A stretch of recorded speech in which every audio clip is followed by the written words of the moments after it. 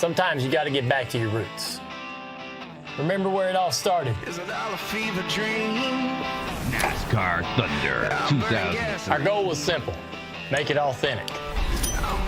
The stories. And there's a fight using lessons learned from his father. The fans. The rivalries. Harvick got into the side of the tree. That feeling of being part of it all. That's why we went to work on this game. We've heard you. It's been a long time since we've had a game that captures what the sport is all about. Well, time is now. This one's built for the fan, for anybody who wants to experience what it's really like. All right, let's go. From the sound to the speed to the venue. The Daytona International Speedway. Back at Darlington Raceway. All there's left to do is fire it up.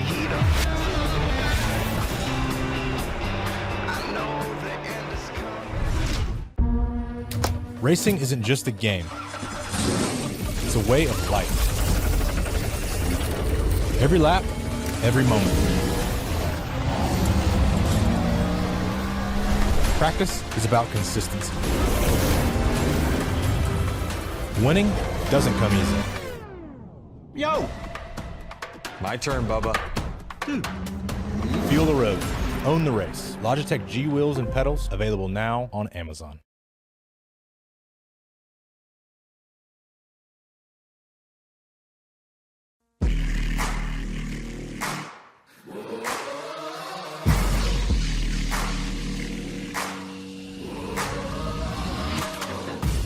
Tonight on Countdown to Green, we recap all the action from Week 1 of the Harvest Cup.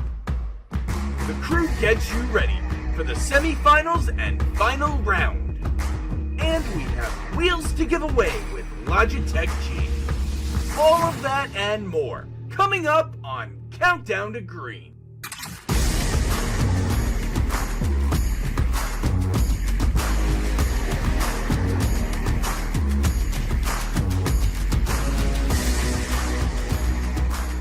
Good evening, race fans, and welcome to iRacing Countdown to Green, presented by Logitech G for Week 2 of the third tournament of the 2025-26 eNASCAR College iRacing Series, powered by the Play vs. College League, the Harvest Cup, live from the virtual Iowa Speedway in Newton, Iowa. James Pike alongside Taylor Burris and Blake McCandless as we get you set for the final Week 2 action of the calendar year. TB, lots of fun I think we're going to have tonight. The best of the best on the 7th 8th mile oval, contesting all sorts of racing for the right to go home $3,000, Richard. Absolutely, James, and we're going to see some exciting action here tonight. I mean, it's the final race of the winter semester. I mean, everyone's going to be looking forward to it. It's going to be who has that momentum, realizing, hey, I won that last race going into the spring semester in 2026, so a lot of drivers are going to be wanting to get that win to help represent their colleges going into the next year. And Blake, the flip side of that, we talked about this a little bit last week. Yes, you've got 2 months effectively to sit on it if you happen to win, but if it doesn't go your way, that's 2 months to think about it going into Michigan in February. Yeah, and that's one thing you don't want, especially if you're one of those drivers that is truly in contention for this championship. There's going to be a lot of them tonight that truly have a shot at it, that have been with us at each of these rounds. But to get these opportunities is rare with this tournament format, so you got to take advantage of them when you can. And, of course, like you said, you don't want to sit on 2 months of not having a good race.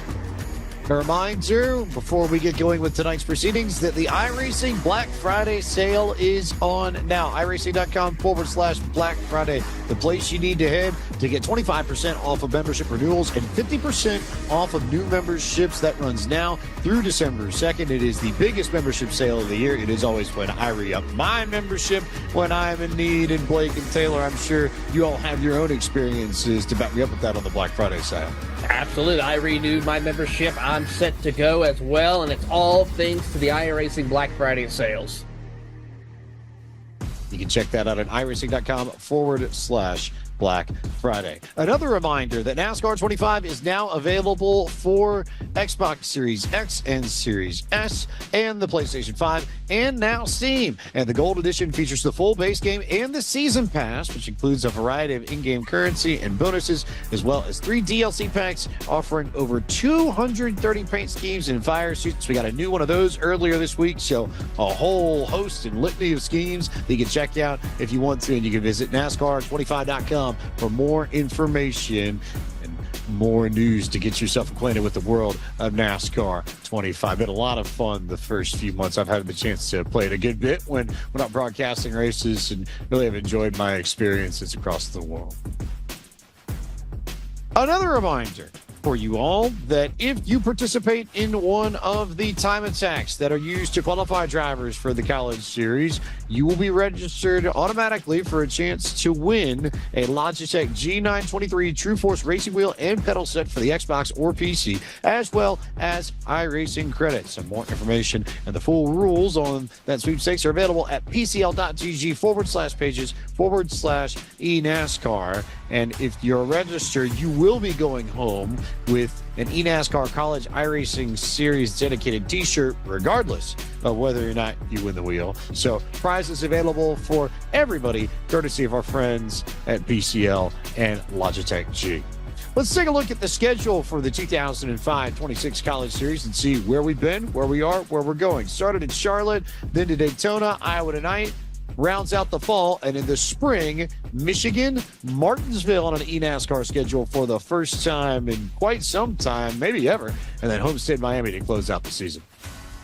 Absolutely. Really great, wide variety and different disciplines that each and every single one of these college students will have to face to determine who will be one of the best in the world of eNASCAR competition on the college side. And I got to say, Iowa was a really great addition. Martinsville, that we'll see in March, is going to be an exciting one that's going to really test some tempers to see who can overcome that. We have not seen Martinsville on an eNASCAR schedule since iRacing started the College Series and started broadcasting the Coke Series. So that's going to be a wild card for everybody in competition. Here's a look at the new format. We talked about it multiple times already this fall, but we switched formats in the offseason for the College Series. Gone are the individual races that you saw. In its place, tournaments, from which we spent last week whittling 120 drivers who qualified from the time attack down to 39. Tonight will determine who gets points and who ends up walking away with the scholarship money, Blake. And as far as tonight is concerned, you can take the two left-hand sides there of the graphic and just wipe them out for tonight. It's all about week 2. These drivers that have transferred in to this semifinal round to try to make it through the semifinals to the final round, where all those points, all that scholarship money is on the line. We started with 120 in the prelims. 25 will make it to this final round tonight. And of course, as we mentioned, top 6 will be the ones who take home that scholarship money. As a right-hand side of your screen, you can see the orange that has still yet to be filled out for this Harvest Cup. That's what we have for you tonight. 3 features, an LCQ, and the final round to go here from Iowa. 3 semifinals, yes. Say it 5 times fast, I guess, just to get yourself used to it. But effectively, 3 heat races before we get going with an LCQ, and then the final round where we're going to award some scholarship money, and then we'll run it all back at Michigan in February. Taylor Burns, we had an eventful week 1. A lot of beating, a lot of banging, a lot of contact, as you would expect in a short track like Iowa. But we also had some really good racing at the front of the field, too. We certainly did, but I think the biggest thing was the struggles and chaos off corner exit for a lot of these drivers here. Without the different pavements that were on this circuit, it really tested the drivers. Jonathan Ocasio, one driver who was trying to work his way through, but dealt with a lot of struggles here, including the Ball State drivers as well. Evans, and even some ruffled feathers here as we saw some excitement happen for Missouri, Kansas City, with the Roos finding their way through to make it out on top. But like we said, Turn 2 was the trouble area every single time we had a start of the race or got things rolling here. And we see it once again, tempers flaring, drivers not too happy with one another. Short track rivalries continuing here at Iowa. I think Taylor brings up a really good point, Blake, in that it was corner exit. And I wonder how much of that might be because of the change of the build of Iowa that we saw. The paved corners made it a little bit easier to get to the corners, but also made it trickier to get out of them, too. It certainly did. And we saw the other thing I'm curious if the trend will continue tonight is leaders. We saw a lot of drivers who are really strong up at the front of the field, many of which you see on your screen right now in terms of drivers that will be competing with us through the semifinal rounds tonight. They got through the preliminary rounds 1 week ago. Some really strong names and some drivers that dominated their respective ends of the bracket, but now that they're all racing against one another, we'll see how they stack up. So you'll see some familiar names. Connor Yarashak won our Clash at the Beach at Daytona 1 tournament ago. He will be competing tonight, as will our inaugural tournament winner, the Queen City Crown holder from Charlotte in September, Dylan Basin, also going to compete, going to try and make up to the points gap that he lost because he did not earn points in Daytona 1 month ago. And Taylor, I think, as great as these drivers are, consistency with respect to just making sure you make it to week 2 every week, I think is going to be so critical in putting together a bid for the overall College Series title come April. Absolutely, and that's going to be so critical for some of these drivers here, and probably how it will determine our champion, James, because you have to be here for every single race from start to finish. You can't miss 1 week if you want to have your shot of the championship, and that's where we're going to see that happening. So we may see some surprises making their way into this final round, but they may not be able to go for that championship. So it's just going to be consistency. I think almost certainly we're going to see our champions regularly competing in final rounds, regularly running in top 5, top 10. Those are the drivers that are really going to have a shot when we get to Homestead, Miami. Let's turn our attention to this racetrack specifically and to our Logitech G track analysis for Iowa Speedway. Probably the most unique track that the College Series will visit, not only in this fall semester, but looking forward to the spring as well. Progressive banking that widens out this racetrack, aside from the fact that there's also some fresh pavement, some old pavement that is scattered all around this 0.875 mile racetrack. Again, they call it the fastest short track on the planet. We saw some speeds that were a little bit of a struggle for many of the College Series contenders 1 week ago. Parker White from University of Maine at Augusta, the reigning winner of this race, will not be competing with the festivities tonight, so at least we'll see a new winner here in the Harvest Cup at Iowa in the eNASCAR College iRacing Series. A new name to come on that graphic, as we are going to see someone else playing the checkered flag. But Taylor Burrs, let's look at some of the stories that we're watching going into tonight. Yeah, absolutely. One thing to touch on is we have 6 new schools making their debut in the semifinals. Longwood University, the University of Missouri, Kansas City, Minnesota Crookston, Wilson, Eastern Shores Community College, and Forget Victoriaville are some of the main newcomers. And also 34 out of the 39 drivers are from a different school. So a wide array of drivers coming out here. But I gotta say, though, one thing that is a little surprising is one of our rivalries, Blake, that we are talking about, and that's UNOH versus UNCC. And I gotta say, this one was a shocker. Yeah, only 4 of those drivers transferred in from last week, which again, like you said, Tyler Skosen, Chase Schaefer, Mateo Mitchell, and Isaac Shelley, the only 4 drivers out of 14 from 2 institutions that we know are very competitive when it comes to motorsports. We're the only ones to get in. So we continue to watch these 2 schools battle it out each and every week. We'll see which one comes out on top. But again, the numbers, I'm sure, a little bit less than what we would have expected coming in. Absolutely. And of course, speaking of some attendance here, we have a bunch of new drivers. In fact, 10 of them are making their debut here in the semifinals tonight. Jeremy Burns, a longtime competitor in the eNASCAR College Series, is making his debut. An exciting return, or exciting fight for Alexander Ortega with the University of Kansas, Missouri, Kansas City, with the Roos making their way through. You see right there on screen. And of course, former eNASCAR Coca-Cola iRacing Series competitor Wyatt Tinsley making his debut this season in the semifinals for him. So an exciting plethora of drivers who we're seeing out here. And I gotta say, can they find their way to the front? We'll find out. But one other thing we gotta talk about is a little bit of mix of different states involved in competition, Blake. Yeah, I think it's really cool that, this is it's technically an international competition, but it's very nationwide as well when it comes to all the different schools and drivers that are represented. Like you said, 34 of 39 drivers from unique schools. How about 17 of 39 drivers come from 4 different states? So it's a nationwide event, but yet you look at Indiana, Ohio, California, and Virginia, and it tends to be, whether it's iRacing, especially on the oval side of the service, that you see a lot of drivers from the Southeast, from the North Carolina area that are competing. But how about the Hoosiers representing, with Indiana and Ohio taking up 10 of our 39 spots tonight? So well represented there in the Midwestern part of the United States as well. I would almost say, to some degree, the Midwestern drivers, maybe a little bit extra knowledge of Iowa. We are in the Midwest anyway, so it makes sense. Taylor, Blake, final thoughts before we get ready for tonight.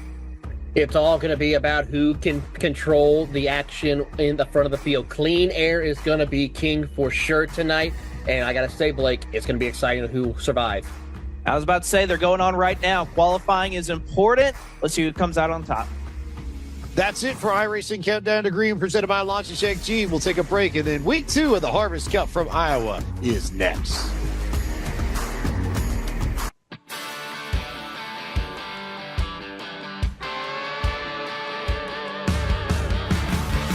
Hard times, they come around.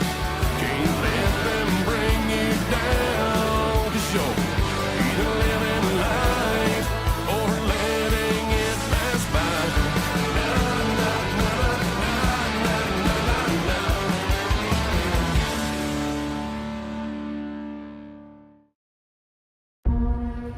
Racing isn't just a game. It's a way of life. Every lap, every moment. Practice is about consistency.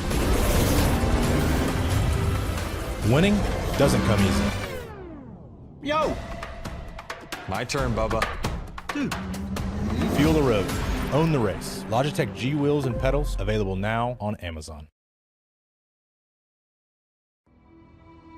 Hey, now's the time, the kid on the rise, the top spot, when I see it, it's mine, I celebrate, yeah, I'm taking them fine, I can't tame, can't put me in line, gotta focus, standing on business, it's no emotion, full speed with it, can I coast to the Chevy chip, brain toast. Welcome to week 2 of the tournament, the Harvest Cup at Iowa Speedway. 39 drivers, 3 grand, and 1 goal. Bring home the harvest. The time is now, whenever I can't look back, it's mine forever, I'm ready to stack, it's I ain't been letting the team on my back. The time is now, whenever I'm making it count, counting times, they counting me out, straight out the mud, I'm making it out, I gotta get it, the time is now.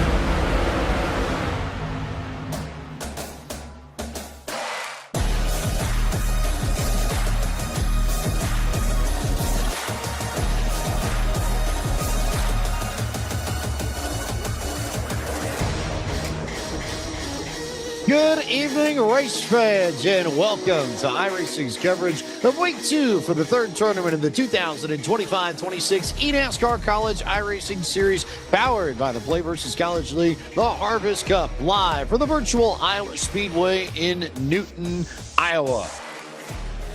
So glad that you are with us this evening. James Pike alongside Taylor Burris and Blake McCandless. We are here to determine who walks away with scholarship money and who ends up winning the final tournament of the calendar year. And also, maybe equally as important, Taylor, when the checkered flag falls this evening, we're halfway through the entire College Series season.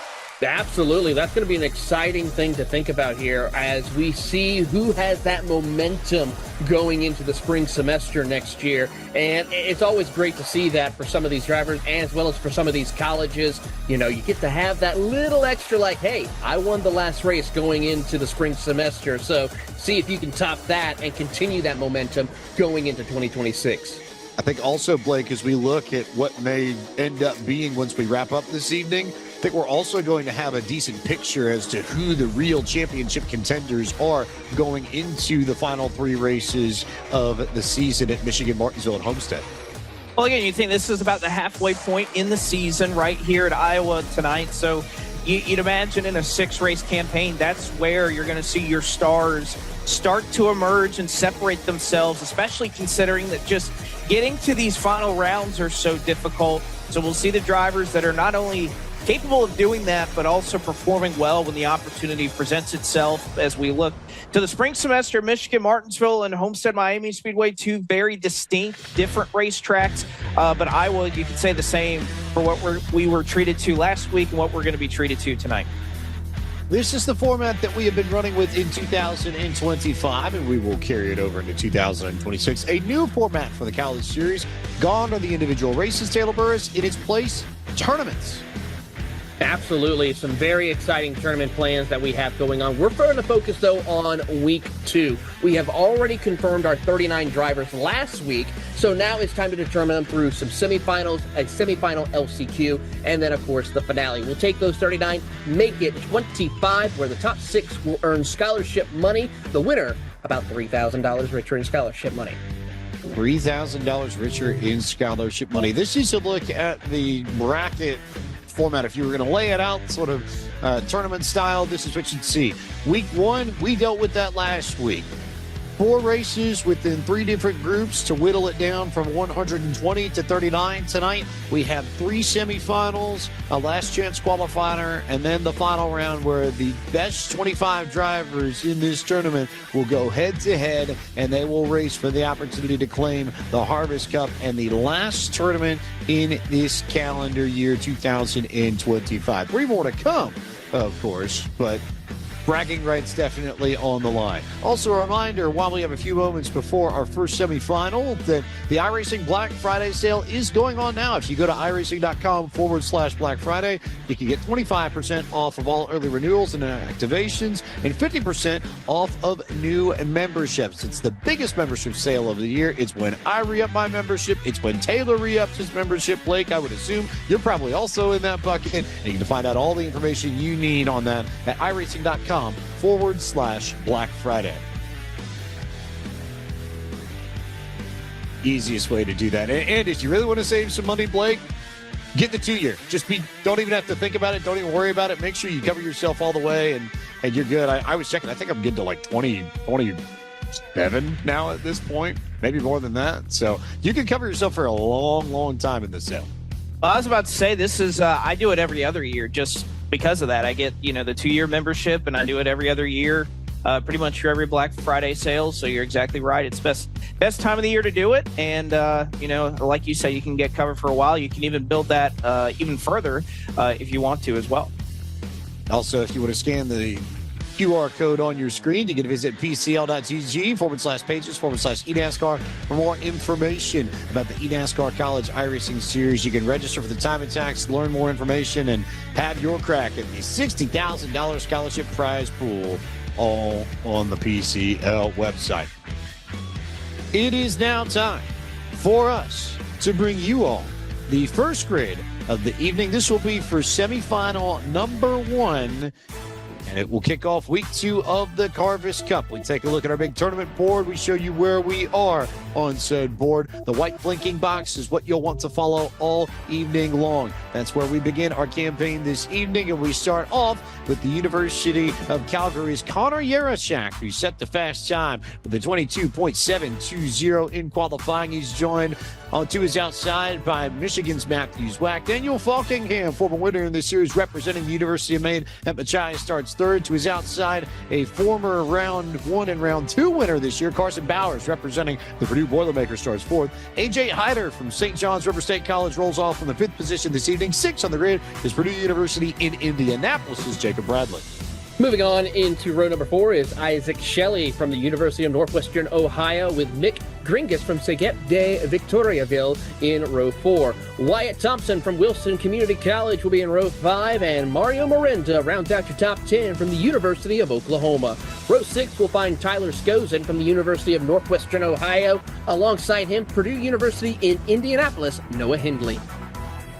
one more driver from Poptown, North Carolina. It's the Converse Valkyrie. Jake Cummings, representing Converse University, rolls off 13th on this grid. And that is your lineup for semifinal number 1 of 3 to start off week 2 of the Harvest Cup. We've set the grid. It is now time for us, as always, to take a look at our Logitech G race analysis. This time for the first of 3 semifinals that we are going to see coming up here this evening. Absolutely. Semifinal number 1 is going to be 25 laps long with a 5th setup. Of course, your top 5 will be the one that will advance, while 6th through 13th will head to the LCQ later this evening. Everybody running in this race will have at least one other race to run. The idea for all of these drivers, though, is to try and make that the final and not have to worry about said LCQ. Blake, we didn't get a chance to hear from you on the grid, so as you look at this makeup of drivers, is there anything that stands out that sort of counts as maybe a paper popper in your world? Well, the one thing I want to see is this is a really strong group that was put together here, again, as a result of their qualifying time. So being able to see drivers like a Matthew Zwack and Carson Bowers and drivers that pretty much started up front, dominated, ran every lap up front when they were up there last week. Can they overcome that? Because, again, we saw it was a theme throughout the running of each individual round that we went through last week about how important starting on the front row and particularly getting that clean air was for the race leader. We saw pretty much flag-to-flag domination every single round. So is that something that's going to continue tonight now that the competition's stiffer, that everybody up front is a little bit faster? And do we see as many issues as we saw, particularly on restarts, coming right out here out of turn 2 where they're pacing right now? We saw a lot of problems, especially on cold tires, that drivers struggled with because this is a loose, fixed setup that these drivers are racing tonight. So is that something they've kind of gone back and done some work and studied on before tonight? Let's find out. Plenty of action to come your way. 25 laps apiece for all 3 of these semifinal races, and then the math will change a little bit, but what will not, the desire and will to get to the front of the field and walk away potentially $3,000 in scholarship money richer. The Calgary Dino, Connor Yarashak, is the first driver that will lead us to green. We're off and underway in semifinal number 1, and it was a pretty good start for Matthew Zwack on the outside. Was able to draw even with Yarashak, but look at the power that Yarashak has on that inside lane. Zwack dealing with cold tires, sort of skidded through the corner just a little bit. He was certainly loose going through 1 and 2, and as they make their way to 3 and 4, Yarashak is already clear. Side-by-side action there with both Falkingham and Matthew Zwack. Bauer sitting in the catbird position as it's Purdue holding those final 2 positions with Bowers and Bradley. Hyder trying to make that outside lane work as they're 3 wide off turn number 2. A battle for second between Zwack and Falkingham, 2 drivers that have won in eNASCAR competition before, 2 drivers that are immensely experienced in the eNASCAR College iRacing Series, and in that sense, not a huge surprise. And then Carson Bowers had a great run in the Clash of the Beast at Daytona, managed to win both his round 1 and round 2 races, trying to put an even bigger stamp on his resume tonight and go a little bit deeper and further in the Harvest Cup. Can do so pretty easily with where he's settled out right now. In that 4th position, has the further, or his, I guess you want to call teammate, the Purdue Indy driver, and Bradley that is just behind them. Shelley, also kind of the first side-by-side battle that we see on the racetrack right now, right around that transfer 5th place position that Bradley and Shelley are going to exchange back and forth. This is a few positions behind them, and even off of turn 4, and especially into the corners, you can see 5 laps in, the air pressures have come up a little bit, so not quite as free, but you can still see these trucks kicking sideways, and you get a great look at it here, Mario Miranda, as he goes into the corner. Just look how little his wheel moves, especially center off. You can see as he gets to the center of the corner, straightening out, having to go back and forth a little bit. It tells you these drivers are still having to struggle with that loose condition that they had last week as well. On board with Carson Bowers, you see Jacob Bradley representing the Indianapolis campus just behind him, and Bowers representing the West Lafayette, Indiana campus, not terribly far away from the Indiana-Illinois border. as Bradley continues to work to the outside of Isaac Shelley, gets the spot, makes the pass, confirms a place in the top 5. Beyond that, not really too much side-by-side battling at the moment, save for Tyler Skozen and Jake Cummings a little further back in the field, though there are a bunch of trucks that are bunched together, especially that group from 4th, 5th, and 6th. But right now, all chasing Connor Yarashak, who last time by was quicker than everybody else by nothing. As a matter of fact, actually was a little bit slower than Matthews, whacked to the tune of 4/1000ths of a second. But it is paper-thin margins already.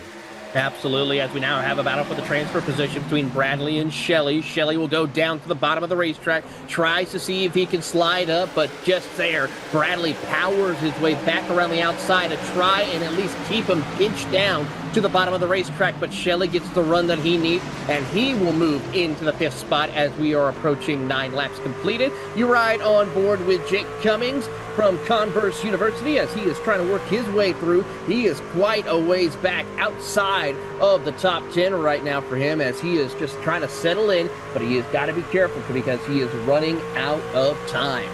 He's got to start making moves. Coming from Pothtown, North Carolina. Looks like Pfafftown is pronounced Pothtown. About, call it an hour 45 to 2 hours directly due north of Charlotte, a suburb of Winston-Salem. And there's Tyler Skozen from Reading, Pennsylvania. And trouble just in front of him as Mick Gingras gets turned sideways and collects it, but loses the track position and will slide back to 13th. So we will likely already see Gingras in the last chance qualifier. That's a spot for Cummings and Skozen and everybody, but Shelley is the driver who has the last position that everybody wants as the battle for second continues to march forward. And again, no cautions in each of these initial semifinal races that we'll see tonight here. These 25-lap features followed by the LCQ. In the final round, that's when cautions will be scored. So it could be a little bit of a wrinkle in what these drivers have been doing throughout this tournament. We'll take one more look at what happened. Again, this was happening just behind where Shelley and Bradley were battling for that transfer position. Oh, and it's actually Mario Miranda. Contact made with the Oklahoma Sooner as they went into turn number 3. If anything, it was actually a great save from Gingras. It never fully went around, but nevertheless going to kick drop him back several positions and moves Miranda up and within reach of that transfer battle. One of the Canadians in this field at the back of the field. I guess our field bookended by Canadians at the moment. Yarashak also representing Canada in the lead here. Clear of everybody is Falkingham is just sitting on the rear deck lid. Matthews whack hasn't particularly forced the issue yet, and they are continuing to stretch away from the rest of the field. These three in particular are just a little bit faster than everybody else. Swack may have caught the fence on the exit of 4 last time by, but these two clear of Carson Bowers now by over half a second. Your top 5 currently has 2 ranked schools in the NCAA men's basketball with Zwack and Bowers right now. In fact, those two have a matchup later on in February as those 2 colleges will go head-to-head in basketball later on, as both of them are undefeated right now. Michigan 3-0 and Purdue 4-0, as Falkingham just is, I think it's safe to say, as we watch Falkingham, is just being patient. He knows he's in a comfortable position, doesn't have to worry about Bowers or Shelley right now. Just take care of the truck, and you will move on to the final. I think that's a great point, and one, Blake, that I want to dig into a little bit more, because the top 5 transfer, and yes, maybe you don't quite get the starting position, but if you're Falkingham, you're going to have some time to race when we get to the final if you make it there. You've got some breathing room, and you've got a little bit extra distance to work with as well. So is it all that important to push as hard, knowing that if you get into the final, you're going to have 62 laps to play with as opposed to 25. A lot more time to let a run develop and a lot more time to really sort of choose your own strategy. And to that point, does it particularly matter all that much where you end up starting if you're near the front? I think it does matter quite a bit just because Yarashak, Zwack, Falkingham, Bowers, the margin between these drivers is so close that just being able to have a little bit of an advantage of a better aero situation, starting on the front row, having control of the race, and also when we get to that point, having to think about pit stops if we do get some yellow flags and whether tires matter. You want to do that from a position of strength and to try to do that from a position that's hopefully further forward than where you are right now. And I think that's even pretty much why every single split that we have seen, every single round that we have gone through, this is about the gap that the leader is able to build up on second through 20 laps, about a second, despite the fact that they're probably running or could run about the same lap times. Just having that little bit of an advantage is so important. So if Falkingham can make up those 3/10 to try and catch with Matthews Wack, I think you just really have to try and do it. And there you see the gap right there from the back of Connor Euroshak from the University of Calgary, about a second that he's built up over Zwack over this 20-lap run. Yershak has stretched it out little by little just about every lap. It's been maybe, 200s here, another 100 there, 300s this next lap, and then all of a sudden you look and that lead's built up to a second. That's the power of clean air, as Blake has talked about consistently, I think, throughout this tournament, not just tonight, as we go back towards the battle around the bubble. Bowers, Shelley, and Bradley, the three on screen. Bradley is the last one in line of the front three cars and is the one on the outside looking in at this moment. Now, you get great track position in the LCQ. If you're Bradley, you'll start on pole. But do you want to have to run the LCQ and deal with the pressures that come with that, Taylor? I think that's another big question to ask. If that's the thing, if I was in fifth position, yes, I'd be focusing on trying to get ahead and get a little bit of a cushion right now. But if you're in that sixth position, seventh position, and you can't make it work, at least you'll have a front row start. You know clean air is going to be critical and a big helper for you. So it may not be the end of the world, but you're going up against several other different drivers for 10 spots. And that's going to be some chaos for sure. And especially if we have issues, I forget who it was, but last week, week one, we had a driver end up just completely skating on cold tires from about second or third. It was one of the UNC Charlotte drivers, if I remember his first week correctly. But if you end up just behind him in third or fourth, you get stacked up having a checkup, you basically lose all the track position that you earned with your qualifying effort and then your run in your semifinal race. So you expose yourself to that sort of scenario, and the potential for danger certainly amplifies if you end up in that LCQ, regardless of where you start. As Connor Yershak wins the semifinal, and Isaac Shelley is able to hang on to the final transfer spot. So Jacob Bradley will be the first one from this bunch headed off to the LCQ. There's a look at McGingras, who comes home in the 13th spot. Yershak, Zwack, Falkingham, Bowers, and Shelley, the five that we will see moving on directly to the final. They'll be competing for the big money a little bit later this evening.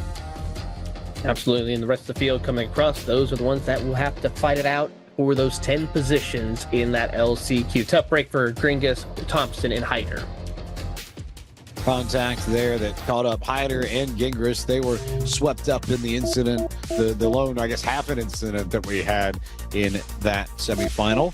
Gives us the opportunity now to turn our attention to semifinal number 2, where Logan Clampett, representing the Titans of Cal State Fullerton, is on pole alongside the University of Minnesota at Crookston and Chesapeake, Virginia, Tidewater area native Wyatt Tinsley, Adam Garza from Triton College, and Matthew Morton from Ohio State making up row 2. Fresno State's Austin Johnson and George Mason, Zach Sprouse starting 5th and 6th. Moving on into row number 4, it's Abram Vila from the University of Houston against Daniel Nanny of Ball State University in row 4. John Forbes Jr. from Saddleback College and Mateo Mitchell from the University of Northwestern Ohio will round out your top 10. Chase Schaefer from the University of Northwestern Ohio in row 6, alongside Alexander Ortega from the University of Missouri, Kansas City, and Aaron Brown from Eastern Shores Community College round out your 13-car field. 13 drivers. Aaron Brown is decked out with holiday cheer and yellow ears of coin to give to the whole field. Do we have a Santa that might be, I don't know, good for maybe some popcorn cooking or like corn pudding or something like that as we take a look at the Logitech G-Race analysis? I feel like that's probably just a testament to how hungry I was earlier, Blake, honestly. For sure, and these drivers are hungry to try and get into that top 5. Same deal that we just saw, 25 laps here, top 5 advance automatically into the final round and will get a starting position based off of where they finish in this semifinal. 6th through 13th, they got one more chance at an LCQ coming up in 2 events from now. Which, again, you can do, but I wouldn't necessarily call that ideal. And I think that's the big thing to keep in mind is you've got 2 really quick drivers in this semifinal in Clampett and Tinsley. A reminder now that the Black Friday sale for 2025 across the world of iRacing has started now through December 2nd. 25% off of renewals, 50% off of new memberships your way. And you can go to iRacing.com/Black Friday or scan the QR code on your screen for more information on the best time when you get the best value to re-up your iRacing subscription. No better time in the calendar year to do it than during the iRacing Black Friday sale. Taylor Burris, what do you see out of this group as we come to 1 to green?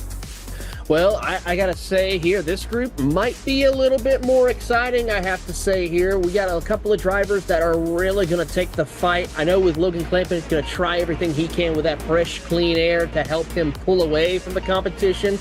Don't count out a couple of these other drivers like Daniel Nanny, who will try and find his way. Adam Garza, a strong competitor as well, who's always puts the fight. But we still have to be careful. A lot of things can happen here, and watch out as they exit off turn 2. I think it says a lot when I look at this list that the least experienced drivers are Fresno State's Austin Johnson and the University of Missouri at Kansas City's Alexander Ortega. Those are the only 2 that really don't have a particularly deep bank of experience, though Johnson has competed in the other 2 tournaments in these college series and has had some good runs. So Ortega, the newcomer, everybody else with tons of experience, they all clash, collide, and merge here in this second semifinal that Logan Clampett will lead us to green for. Pace car is off on pit road. Green flag is out. We are off and underway for another 25 laps of racing at Iowa. They're 3 wide already in the back, making moves big time as Austin Johnson ducks to the bottom, and he's got company behind him. John Forbes Jr. trying to go from the back to the front as Tinsley gets loose in the middle of turn 2.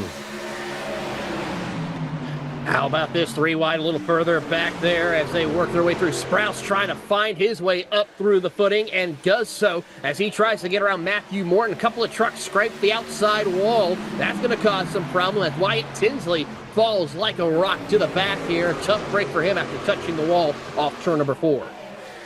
Tinsley got loose in the middle of the corner and then clipped the wall on corner exit in turn 4 and started in second, and he's down 9 spots to 11th. He is falling straight through this field as Adam Garza has taken over the second position. They're still 3 and 4 wide deep in the back of the pack, but at that point, that'll only be for LCQ starting position. They've got to find their way up to Austin Johnson, who currently is the last driver that would transfer into our feature race, our final round directly.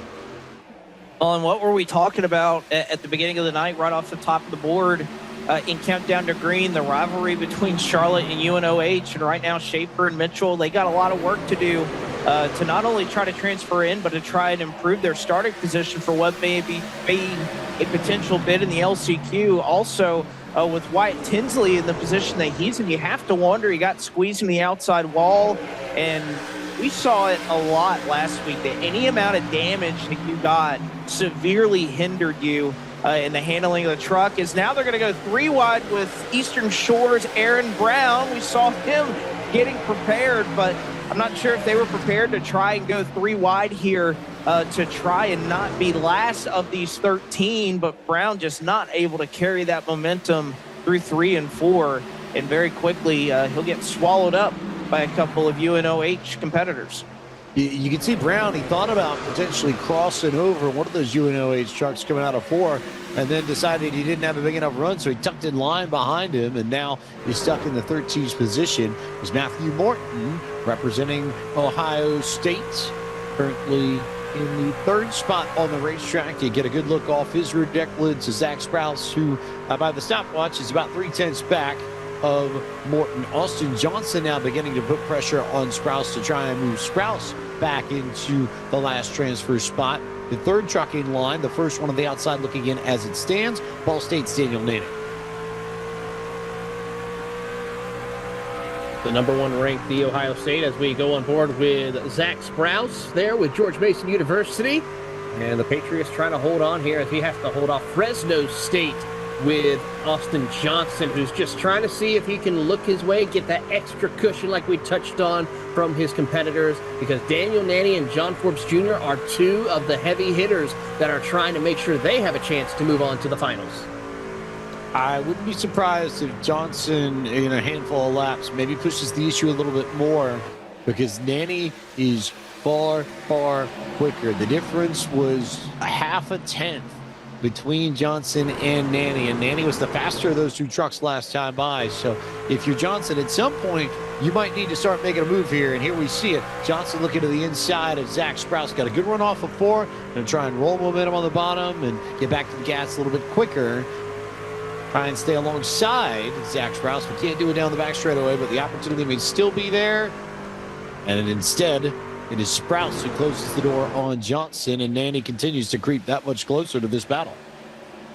And when we've seen this battling in the top 5 amongst these really quick competitors, it's been difficult for drivers to try to get this pass done on the inside because they just get so free down there. And if you're Sprouse, you just have the opportunity to keep that momentum. And as long as you keep that truck straight and you don't make any mistakes, it makes it really difficult for that driver to get on by, or at least that's what we saw a week ago, and looks to be how things are kind of playing out right now. And I think even with Tinsley here, you can see how much he's kind of turning that truck to the left on the straightaway. So I'd imagine that with some of the damage he got, and you can kind of tell with the handling, I think that scrape of the outside wall, it's definitely affected the handling of his truck.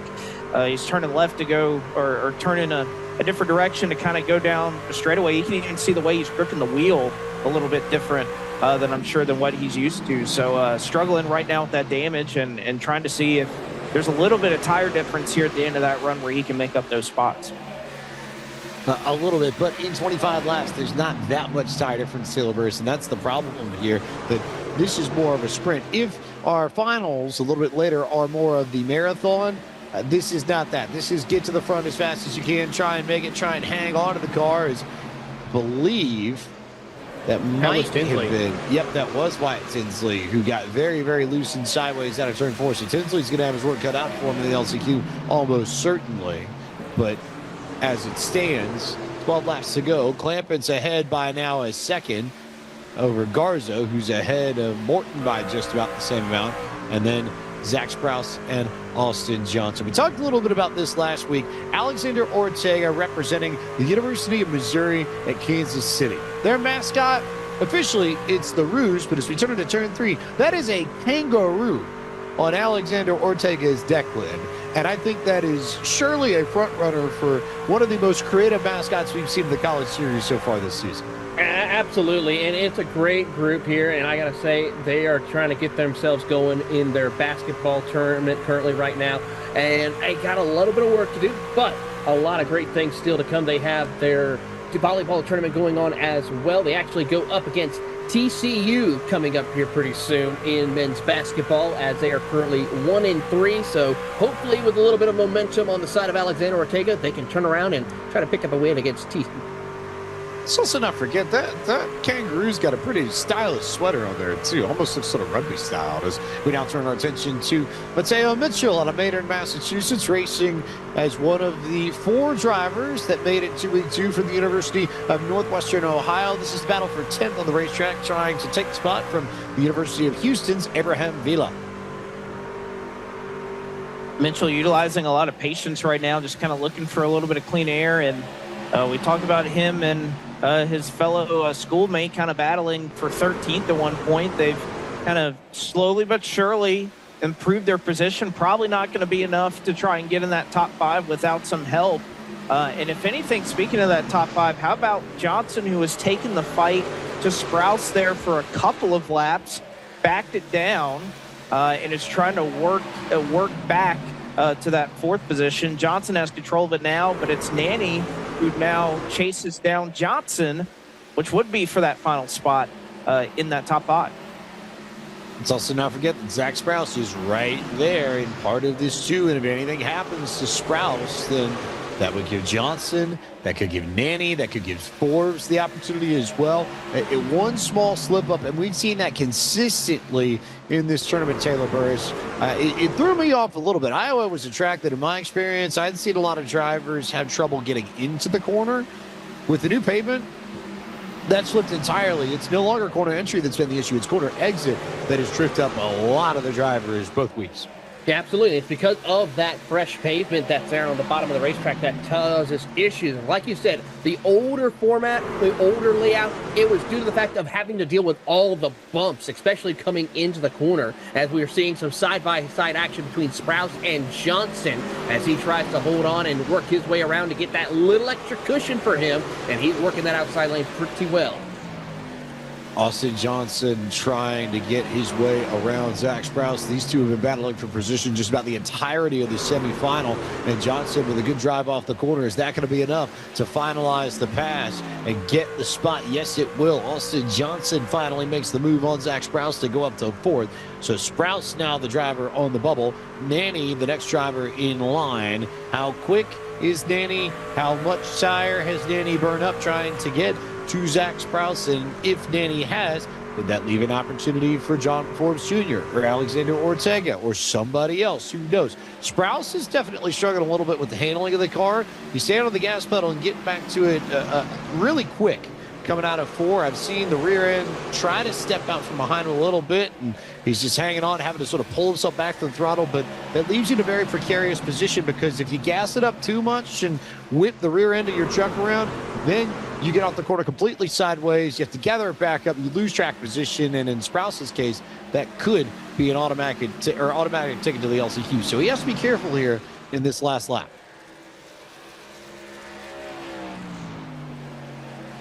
Logan Clampett was very careful in this semifinal and unchallenged at the front of the field. And Clampett gets the job done to take semifinal number 2.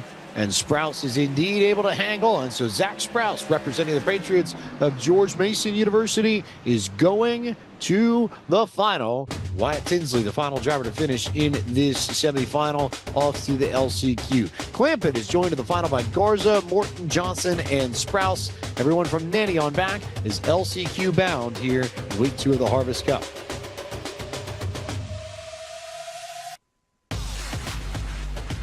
We keep things rolling here in the Harvest Cup. We waste no time. We turn our attention to the third and final semi-final race here at Iowa for the Harvest Cup. Your grid for this semifinal is going to look like this. Dylan Alt starts on pole, representing Sacramento State University. Bradley Erickson, the Sun Devil from Arizona State, starts second. Third is the winner of our inaugural tournament in Charlotte, Dylan Basin from Pasco Hernando State College. Joseph from Rutgers, the State University of New Jersey, rolls off fourth. Chris Bryant, representing Methodist University, begins tonight from the 5th position in semifinal number 3. And then it's Oklahoma State's Jackson Anderson starting 6th. Timothy Holmes from Horry Georgetown Technical College in row 4 with Maverick Davis from Kettering University. Robbie Norris from Purdue University in Indianapolis alongside Jose Salas Jr. from the University of Connecticut. Jeremy Burns from Longwood University is going to be alongside Nathan Scott from the University of Nevada, Las Vegas in row number 6. And then, of course, wrapping it up in the rest of the field, it's going to be an exciting one. It's Ryan Arnold from Buffalo State Community College. The 13 final drivers that will take to the track here, their first opportunity to race, as we turn to Blake McCandless once again for our Logitech G track analysis. Same going here for the final of our 3 semifinals. 25 laps, just as what we saw competing the previous 2 iterations. Top 5 move on. 6th through 13th will set themselves up for the LCQ. We hope to be up front of that because it is the last opportunity to try and advance into the final round of the Harvest Cup. Get a good look here at Chris Bryant, who's running a VR setup and has been running the VR setup all season in his defense, so ready to go. He is about as locked in as you could be, Taylor Burris, because all he sees is the racetrack. Nothing else truly matters at this point, so. Absolutely. He is locked in, ready to go. He's ready to have his shot of glory as he will have to fight his way through, but has time to make it work. Cars beginning to take to the racetrack and getting set for one to go on pace laps. Reminder that if you visit pcl.tg/pages/eNASCAR, you can scan the QR code on your screen as well and learn more about the eNASCAR College iRacing Series powered by the Play versus College League. So much you can figure out. Registering for time attacks, what the schedule is going to be, how long some of the distances are going to be for these races within these tournaments. If you want to get involved, that is the place to go. That is the place to head. And the pace car now with lights off. So next time by, we will be green for semifinal number 3. And then at that point, 2 races left. Our final last chance qualifier. And then the grand finale to the Harvest Cup Finals. 62 laps. 3 drivers are going away with scholarship money. One of them going away with $3,000. A look on board with our pole sitter, a driver with experience in the College Series, in the Coach Series, Dylan Alt, racing out of Sacramento, California, ready to go, ready to try and pick up a win. Blake, you and I were talking earlier. This is a track that suits his style. He's traditionally a driver that likes higher horsepower setups where rolling back to the throttle matters, and Iowa absolutely is that kind of track. For sure. It's definitely something that he does very well with, and we'll see if he can do it again here. Waiting for Barney to work his magic. Green flag is out. Off we go. Alt and Erickson to lead us to proceedings in semifinal number 3. Timmy Holmes immediately looking to the inside, making it a 3 wide there with Chris Bryant and Joseph. Bryant going to get stuck out the middle and set backwards a little bit as Holmes on the aggressor early to try and get some of these spots, get the track position, and make work easy to get himself into the final. Really good fight here, though. Trouble for one driver as he tries to hold on for positioning there as we watch Basin keeping up with your top 2. Erickson, though, leading the charge as they come off turn number 2. Your top 3 starting to pull away as they go side by side for 4 between Joseph and Holmes. To what degree do you start working together if you are these 3, knowing that all 3 of you would automatically qualify for the final if results hold? That, I think, is a golden question to watch in this race. Timmy Holmes has grabbed this race with both hands and driven himself straight towards the front, up 3 spots in 2 laps and change from where he started. As we get a good look at what happened a little bit back in the field. Nathan Scott was in the mix. Jose Solis Jr. was around here, but it's Jeremy Burns from Longwood University, the Lancer, that made contact with Ryan Arnold from Motlow State. Burns gets the worst of that, ends up in the fence, ends up in the back. Burns almost certainly now going to the LCQ as we turn our attention a little bit further back up the track to the transfer battle. Joseph in the top 5. Chris Bryant just on the edge of it, trying to find a way into it. And Jackson Anderson right behind them. Either of them make a mistake in some form. Watching the battle here with the Methodist driver, and I gotta say, Brian's doing everything he can right now as he is trying to work that inside lane. He will dive it down to the bottom, but Joseph is just trying to pinch him off a little bit where he can't really trace out to the outside of the racetrack right now. So that's going to be a little bit of a struggle for Bryant right here at the moment as him and the Methodist Lions are about to get ready to start off their Carlisle Whitlow Classic as they have a couple of games coming up in Lynchburg and Bridgewater, Virginia, as they go up against Randolph College here coming up. As here comes Anderson down to the bottom. The Cowboys looking to try to take charge. Anderson got a little bit loose on quarter exit there, had a little bit of trouble, and tries to run Bryant just a hair up the racetrack. All of this happening behind Joseph, who has the transfer spot. So if Anderson's going to make this pass, he does not need to dilly-dally with it. He needs to move. He needs to go. He needs to not waste time, and that's exactly what he's going to do. He'll complete the pass on Bryant and get the spot. Bryant, though, looking back to the inside as we go on board with Connecticut's Jose Solis Jr. That's difficult there if you're Anderson, as they have a little bit of contact battling for that 6th position. Every little bit of battling that they do here, every lap they stay side by side, is only allowing Joseph to continue to drive away and at least build up a little bit of a gap between he and all of the trucks behind him. Bryant's able to get the spot back. They haven't stopped battling back here. Anderson now holding on. They're 3 wide behind him, as it was Norris, that Purdue Boilermaker, that made a pretty daring move up the middle, got a little bit loose, had to gather it back up. So Lisa's back there as well. Now Anderson going to try to take a charge at Bryant, but again, all well behind Joseph, who is loving what he's seeing in his rearview mirror.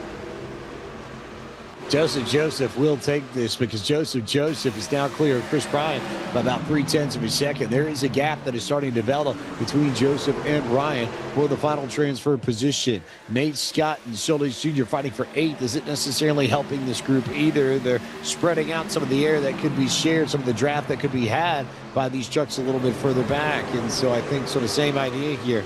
The way that Jackson Anderson did not need to wait on his pass. If you're Nathan Scott, I think you got to go pretty quickly too, because I don't think you can bank on there being too many opportunities to get this kind of track position, especially when you've already drawn 3/4 clear of somebody on the outside here at Iowa, which has been especially difficult to do since the repaint.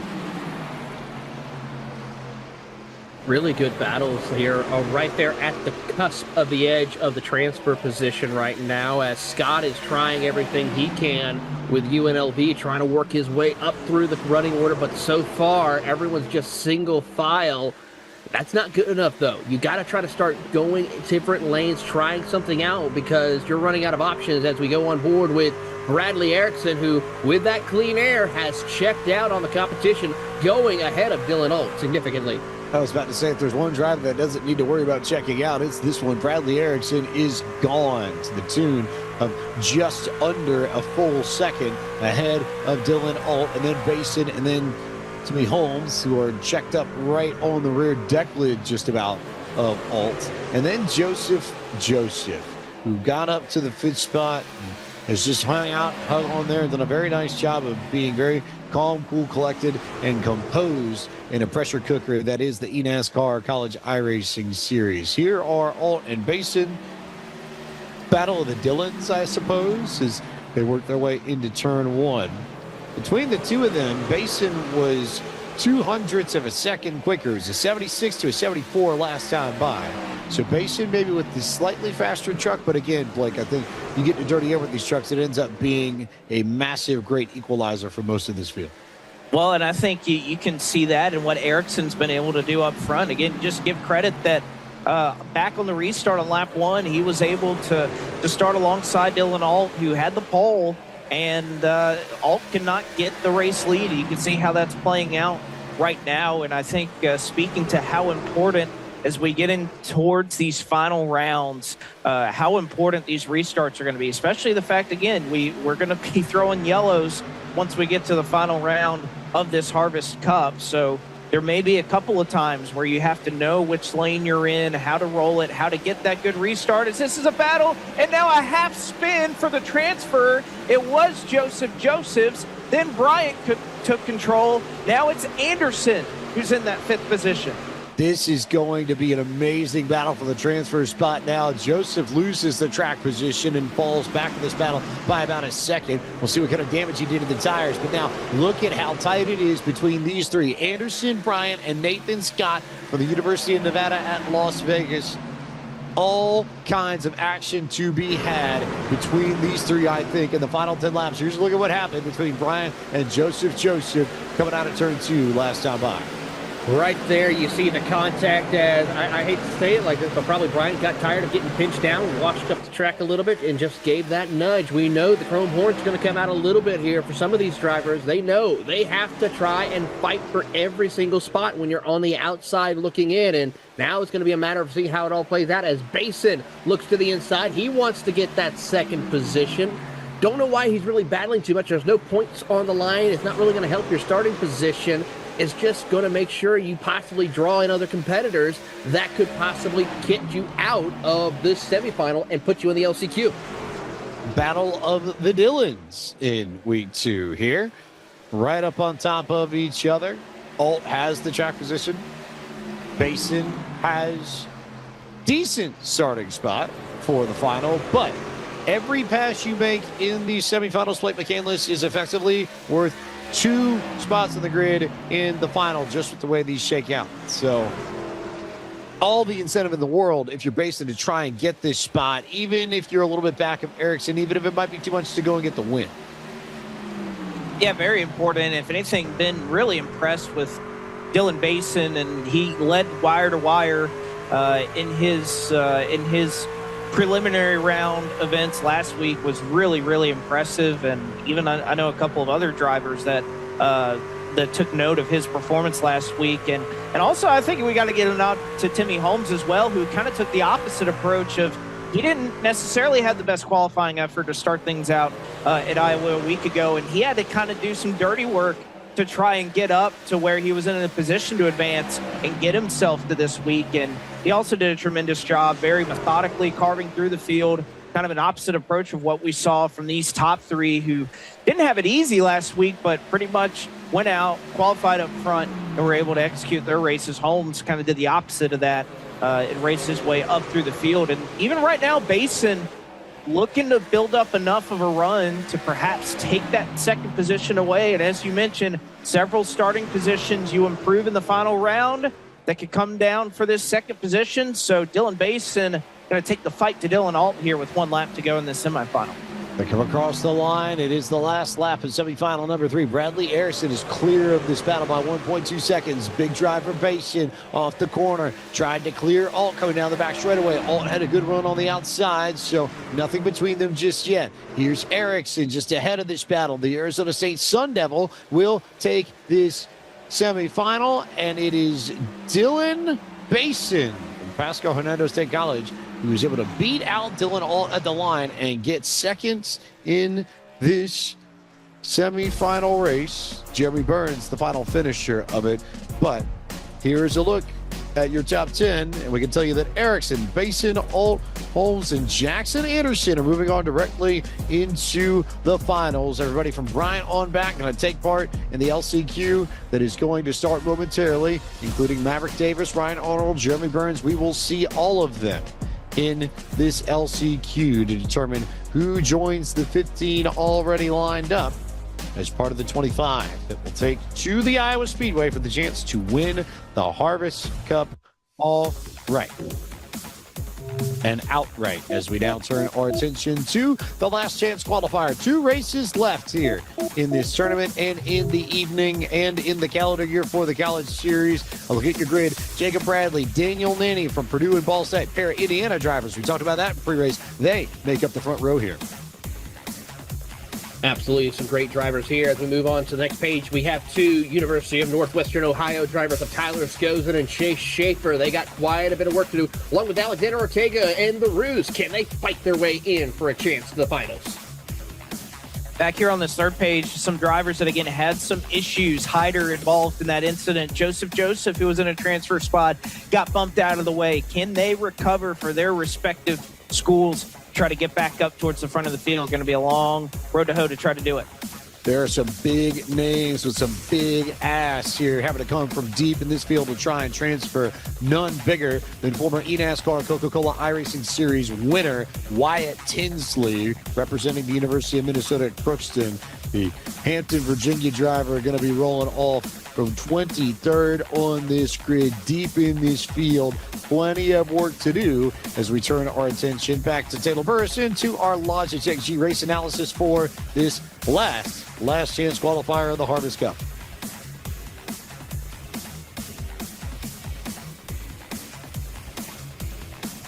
We'll take a moment and let things get set up as we turn our attention to all of the action and all of the racing that we are going to see, and plenty that you want to make note of, but 25 laps, the biggest key. So not much time to try and get towards the front of the field. A reminder that NASCAR 25 is now available for Steam and for PlayStation 5 and for Xbox Series S and Xbox Series X. And the gold edition of the game comes with various in-game currencies and bonuses for your career mode, as well as multiple DLC packs offering over 230 paint schemes and fire suits. The November pack just dropped earlier this week. So, whole plethora of paint schemes. Throwback schemes from Darlington to the spring. A lot of those made it to NASCAR 25 this week. You can visit NASCAR25.com for more information on the game. Drivers are lined up. Field is double file. We'll take the green next time by. Taylor Burris, what are we keeping an eye on in this LCQ? Well, the biggest thing, don't get eliminated. Stay in the top 10. This is now all or nothing. This is your chance to make sure you can receive the chance of top honors tonight. You don't want to be in that double ones position. You got to make sure you stay ahead of the competition, but also pace yourself. You don't want to go out there, burn your tires, and then start falling back towards the end of this run. So you have to be careful and stay up within a fine cushion, hit your marks, and hold on for dear life. 24 begin this race. 10 will join the 15 that have already qualified for the final. Will give us our full field of 25 that will race for 62 laps. Potentially $3,000 in scholarship money. One more shot to make the final in the Harvest Cup. Bradley and Nanny lead us to green. We're underway at Iowa, and a lot of wheel spin towards the front of the field as Ortega gets sent wide and sideways, and that nearly was a massive incident in the middle of the back, but nothing doing yet as Nanny slides up the racetrack and got loose in the middle of the corner, and that opens up an opportunity for Mario Miranda to charge through the middle. How about this here from Brian? He wants to try to take the race lead away. The Methodist Lions right there working hard as here comes Mario Miranda and the Sooners trying to fight their way up into the top three. Hold on, and here goes one driver around. That is Schaefer as he makes hard contact to the outside wall. Tough break right there. I believe actually that was Mitchell who now drops back. Tyler Skozin is the answer to that question. One of the UNOH contingent is Chris Bryan, I think, might have made contact there with Jacob Bradley, and more trouble a little bit further back in the field as Chris Bryan is able to take over the lead. Mitchell, now another UNOH driver who spins off to the inside. So both UNOH drivers involved with the lap. Jeremy Burns stuck towards the back of this field and chaos ensuing towards the rear. But Bryan, Bradley, Miranda in control of this so far. And that was a tight battle. Brian finally able to get the better end of that. But, man, we have seen some intense work being done further on back here in the fields. They're finally able to settle it out, get their tire temps up a little bit. We've seen a little more control. But, again, a lot of drivers up front here who don't have too much of an incentive right now to push the issue too hard. But right around where Joseph was, or is right now, exactly where he was in his previous semifinal. This is going into turn one. You can see a little bit of a nudge from the Converse driver. Tried to chase it all the way around. But again, if you're on that old pavement, it's essentially like driving on ice compared to that fresher pavement that's on the bottom here. As we take another look, you can see another incident, another UNOH driver just getting a little bit too loose off of turn 4. And unfortunately for them, that's going to put both of their drivers in this LCQ in a position where they're likely not going to transfer in. Mitchell just gassed it up a little bit too early on corner exit. Skozin got some help on corner entry. That was more the kind of incident that I figured we were going to have. The Skozin would at least coming into this tournament because that traditionally had been the trouble spot in Iowa. But again, the refresh of this track, the addition of the paved grooves, just like they added in real life a few years ago, it changed the dynamics of Iowa Speedway, and it's changed where we see a lot of the incidents, where a lot of carnage and chaos is taking place within this tournament. As we get a better look at another one of the incidents here, is contact a little bit further back in the field and a little bit of the beginnings of what ended with Mateo Mitchell down. Yep, contact there between two drivers. Mick Gingrich, one of them I know on the bottom, and Maverick Davis was the other one on the high side. Those two come together. They're towards the back of the field. They most likely now not going to make it into the final. And after all of that, your transfer driver, as it stands, is Converse University's Jake Cummings. The Valkyrie is Abraham Vila, gets a shunt, goes for a slide in the middle of 1 and 2. Trouble also for one of the other drivers from Purdue, as well as Eastern Shores Community College of Aaron Brown had issues as well, making contact to that outside wall. Significant damage to his machine as well. So that's going to be a tough ask for him to try to fight his way up into the top 11. You'll take a look here on the bottom with that replay as we get a better look to see what happens. There you see on the bottom, Morris and company, Bradley as well, involved in this one as they try to work their way through. Hindley gets into the back, bumper around with Ortega, and then right here, truck starts to work up a little bit. Didn't know that Brown was there, and boom, major issues to his truck. And then we see the contact between Ortega and Abraham Vila going into one that sent Vila up the racetrack and ever so slightly into the retaining wall in the middle of 1 and 2. As we've had all of these incidents, the one thing I've noticed, look on the left-hand side of your screen, that driver in 12th position now. Wyatt Tinsley started in 23rd, up 11 positions. Back to 13th, he and Ortega fighting for position, but Wyatt Tinsley, we said he was going to have a monster drive in this LCQ so far. Blake McCandless, that's exactly what he's had. He's got a shot to race his way into the final after all the chaos that's unfolded in front of him. Well, and I think that goes to show you just how much the damage that he was struggling with in his initial semifinal hurt that truck, because he had a lot of damage. He was really loose, and yet he was still able to compete and maintain a decent starting position, missed some of the wrecks that we've seen already up to this point. He's just got 2 more spots to go, nearly half a second the distance, and 13 to go as we see Jake Cummings right now, who's on the flip side of that. He has Tinsley just about half a second behind him, but Hyder involved in an incident. Cummings trying to keep in this event as he can see the top 10 just a couple of inches in front of him right now in this battle past the halfway point.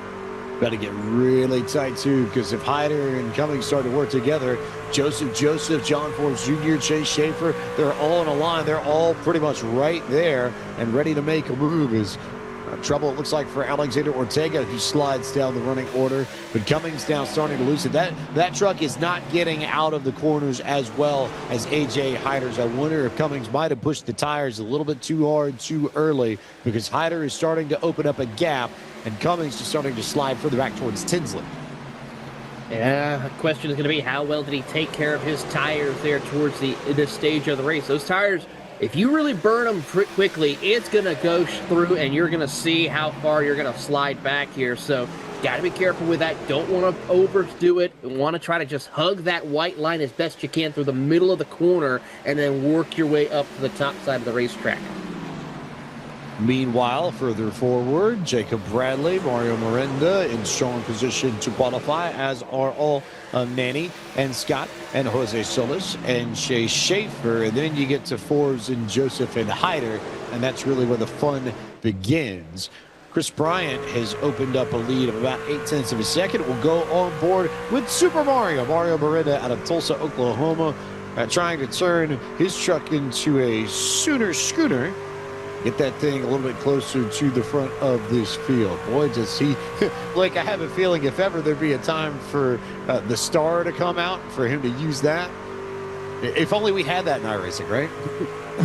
Exactly. That may be more something along the lines of what iRacing Arcade may have in store. Right, but, right. Yeah, but it's still just, really solid right now. Doesn't have anything to worry about. About a half-second gap behind, about a half-second gap in front. Looks like Ball State's Daniel Nanny also seeming to maintain right now in the top 5 just fine. Scott trying to challenge right now, but again, how hard do you want to push right here? You're all in the show at this juncture with 6 to go, so don't want to push the issue too much. But we saw it at Charlotte. Very similar circumstances. The LCQ had some drivers wrecked up in the top 10. They didn't advance, so it's not said and done even as they come around to 5 to go. It is absolutely not a done deal yet. I also wonder how many drivers have driven off of their rear tires, especially in corner exit here in this last chance qualifier, and how much have you burned them off, and how bad is the handling going to be on corner exit for your truck in the last 5 laps? Absolutely, and I think some of those drivers who have been taking care of their equipment quite well is Tinsley and Burns right now, but the thing is, they're running out of time. Tinsley could have a shot of it. He's right there in amongst this mix as we watch Jose Salas Jr. try to make sure he can maintain his positioning to move on, but still, a lot can happen as you ride on board with Wyatt Tinsley, about a second behind A.J. Hyder to get that 10th spot. Yeah, Hyder is driven away from this group and really is locked down the 10th and final transfer spot into the final. This has been a case of Hyder taking the opportunity and going out and for all the times in which you could race not to lose, A.J. Hyder is racing to win that transfer spot. He is going out, he is getting it and doing a fine job of it. He's been quicker than Cummings and Tinsley every lap consistently for about the last 10, and as we come to 2 to go, it's going to take some sort of incident up here, I think, for either one of Cummings or Tinsley to make their way into the final. Barring the unexpected, this is absolutely A.J. Hyder's transfer spot to lose. I'm sure a nervous wreck right now, Hyder, but you can even see him get a little bit high off of turn 2, which we've seen drivers doing all throughout this Harvest Cup here in the College Series, but just one more lap to put it all together. And if you're in a Hyder's position, you're pretty much playing with house money once you get to the final. Anything can happen, but you just have to be able to get there. You hope these two in front of you are able to settle it out. And what a performance here for Chris Bryant. Again, dominant once he got the lead. Maybe the virtual reality might have helped Chris Bryant's dream of making the final an actual reality, as he will go to the final amongst 10 others here. A.J. Hyder, the last of the bunch that will transfer from the last chance qualifier and make it in. And a moment here from Mateo Mitchell, who got involved in an incident early. His run in the Harvest Cup ends here in the last chance qualifier. And we are down to our final 25, of which the top 10 rather from this will feature in the final round. Bryant Bradley, Miranda Nanny, Scott Solis Jr., Schaefer Forbes Jr., Joseph, and A.J. Hyder. The final 10 drivers that are going to transfer, Taylor. Absolutely, but unfortunately for Jake Cummings, Wyatt Tinsley, Jeremy Burns and company, unfortunately, it's time for y'all to go back to school a little bit early. You have been eliminated, and hopefully we'll get to see you next year in the spring semester. For all these drivers, winter break begins early, and the opportunity to start practicing for Michigan can begin now. We're going to take a quick break, and we'll be back on the other side with the main event. It's the finals of the Harvest Cup coming up next for the eNASCAR College iRacing Series from Iowa Speedway.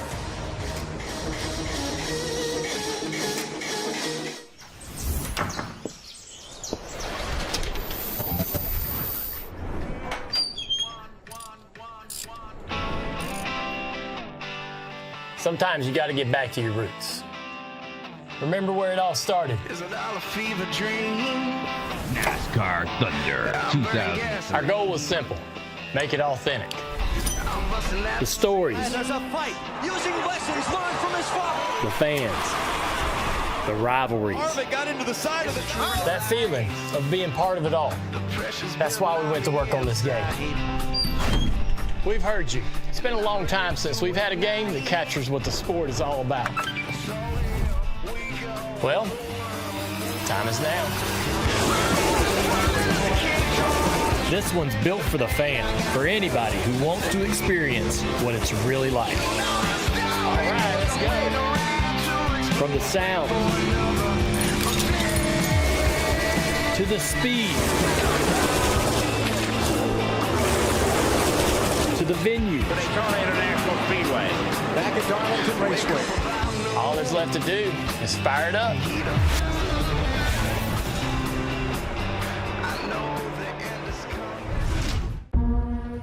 Racing isn't just a game. It's a way of life. Every lap, every moment. Practice is about consistency. Winning doesn't come easy. Yo! My turn, Bubba. Fuel the road. Own the race. Logitech G wheels and pedals available now on Amazon.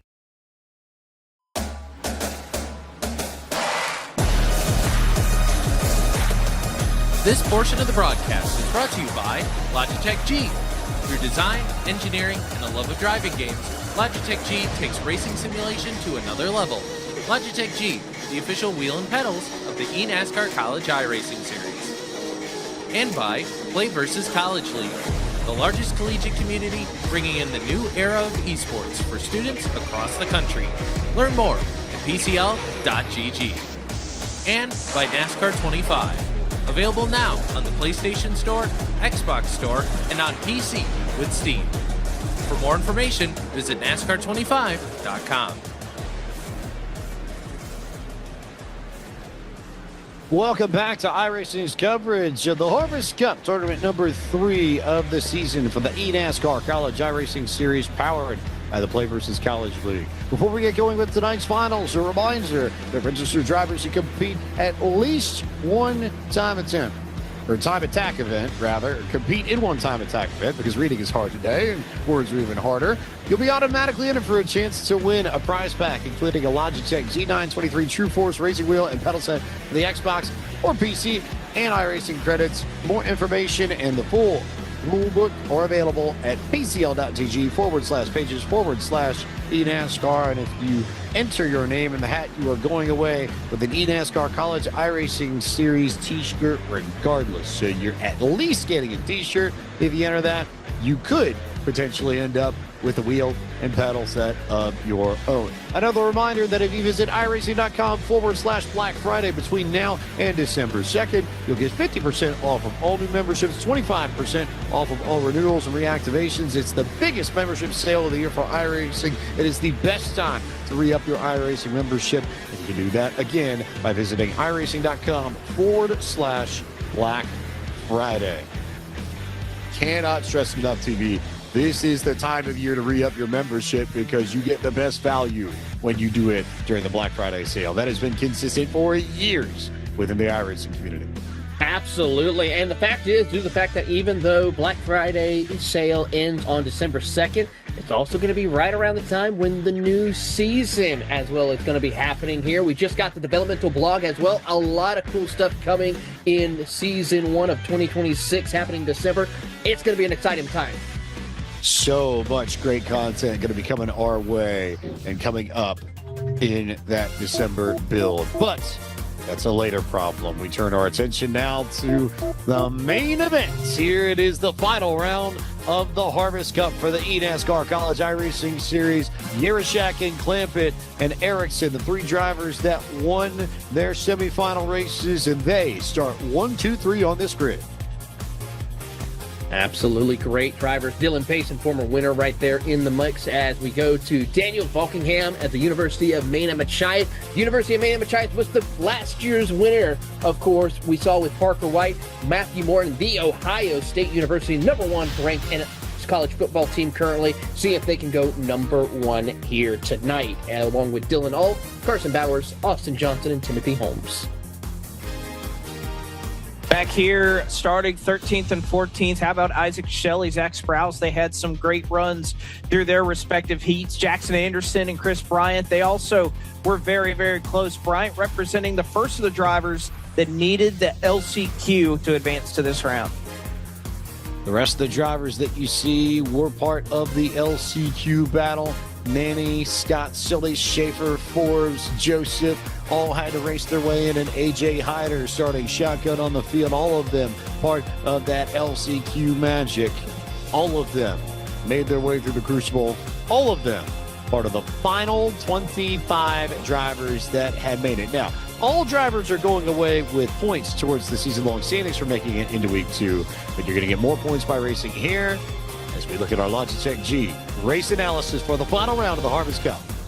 And this is where it's all coming down to the money that these drivers are competing for. $3 grand in scholarship money going to the driver that is leading after 62 or perhaps more laps if green-white checkers are to come into play. Again, the same fixed setup that they have been running on throughout this entire Harvest Cup.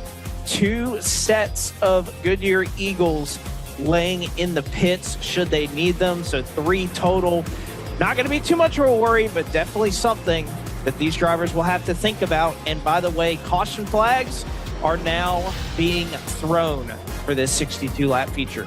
I think that's a very, very important thing. We don't throw cautions save for the final, but Taylor Burris, how that can change things. How we saw that change things, I think, especially in Charlotte when we had the Queen City Crown and the late restarts, and then the caution that eventually ended things and got Dylan Bass in the win.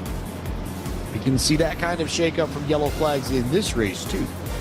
Also, you got a little bit of strategy play as well. We got tires out there to be utilized for these drivers. I know for a fact once we hit halfway, if we do get a caution, which good chance that it will happen, everyone's going to be coming down pit road to get some 4 fresh tires. Lights are off on the pace car. Final thoughts from you, Blake McCandless, before we go for 62 laps and we determine which 3 drivers are walking away with scholarship money tonight. Want to see how these drivers, if we do handle 30 or 40 laps, would be beyond pretty much any run that we've seen up to this point in the Harvest Cup. Really curious to see how that would pan out if we get the chance to see it. I think that's a very fair point. We have the potential for the longest green flag run of all in this, and for as much as these drivers have been sprinting, this is a little bit more of a marathon.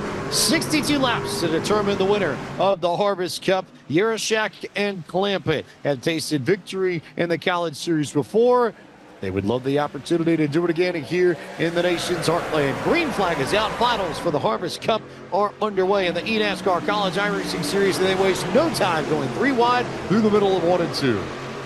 Nose to tail, how about this 3-wide action as one driver, Matthew Zwack, scrapes the outside wall off turn number 2 now, but he's still going to keep his foot in the gas to try to keep that outside lane momentum working for him as he holds on. We're going to go back 2 by 2, about 2 rows deep as we watch Matthew Morton trying to pick his way through, find the best possible lane to work up to the front. Morton was all the way down underneath all of these cars. He was looking for some fresh air on the nose of his truck. Couldn't really find it. Not really any room for it now because they're all boxed in double file from about the 6th or 7th position on back. Dylan Alt and Adam Garza and Daniel Falkingham fighting for position. Garza's been able to get clear, so now leave it to Alt and to Falkingham to try and fight it out for the 6th position in the 5th spot. And not settling out single file quite as quickly as what we saw throughout this Harvest Cup. Again, you have so many drivers at the front of this field, especially those in the top 10 that have dominated at differing points and segments throughout this event.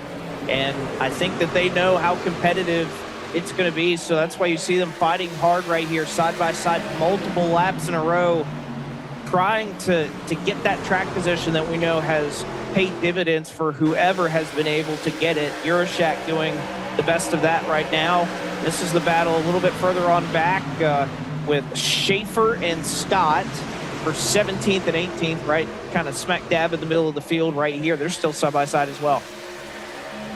Yep, Yerashak opening it up on Clampett ever so slightly. It's 0.2 of a second as it stands. Good battles, though, throughout this field, and not a lot of separation as Scott has to drive all the way up to the wall to find some breathing room as Miranda, I think, might have caught the wall, might have made some contact there with Jackson Anderson. So Bedlam breaking out in the middle of the corner as Anderson goes sideways and the yellow flag comes out for the first time. Yeah, tough break right there for Jackson Anderson. He made some brave and heroic decisions in that LCQ and as well as his final to make his way into it. But he's got a little bit of work to do now after that contact, and those tires definitely going to have to be changed. A lot of damage there to the Oklahoma State Cowboys machine. Jackson Anderson as the yellow flag comes out for the first time here on lap 7 of 62. We'll look at what happens here, and having had a chance to look at this contact there initially as something, it almost looks like something broke on Anderson's car, and he gets a little bit sideways in the middle of the corner, and then there's the tap there from Miranda to finish it off. But wouldn't be the first time, I think, Blake, that we've seen OU and Oklahoma State tangle in some form.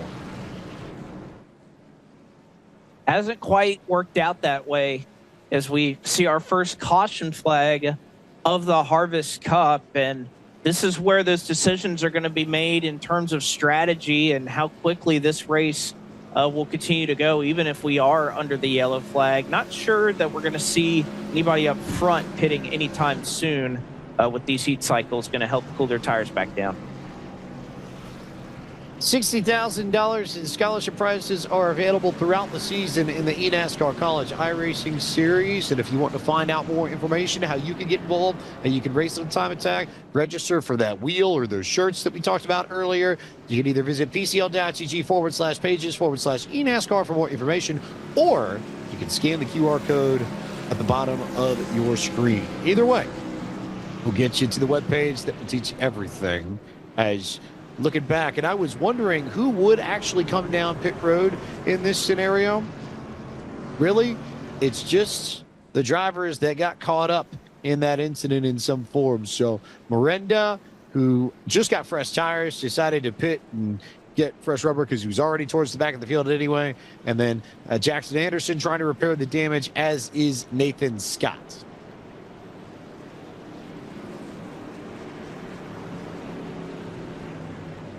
They try and get their cars fixed up. Lights are still on the pace car. Taylor Burris, from what you've seen, how much of this comes down to the restart, and how much of this is something that you really want to try and settle in the first 5 laps because you're so worried about the air bubble that you might not be able to get back to somebody if you don't make the pass when we go back green?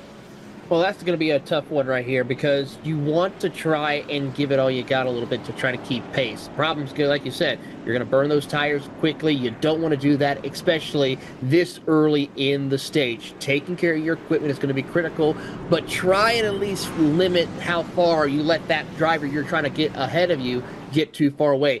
For a driver like now we're seeing with Yarashek, he's got that clean air. That's going to be a big help to him. We saw it multiple times last week in our races. This is going to be a little bit more stretched out, so that is going to also factor in for these drivers. It's going to be how these drivers work their way through, taking care of their equipment, but making sure they don't try and really be over aggressive. We still got 52 laps left to go in the race. A lot can still happen.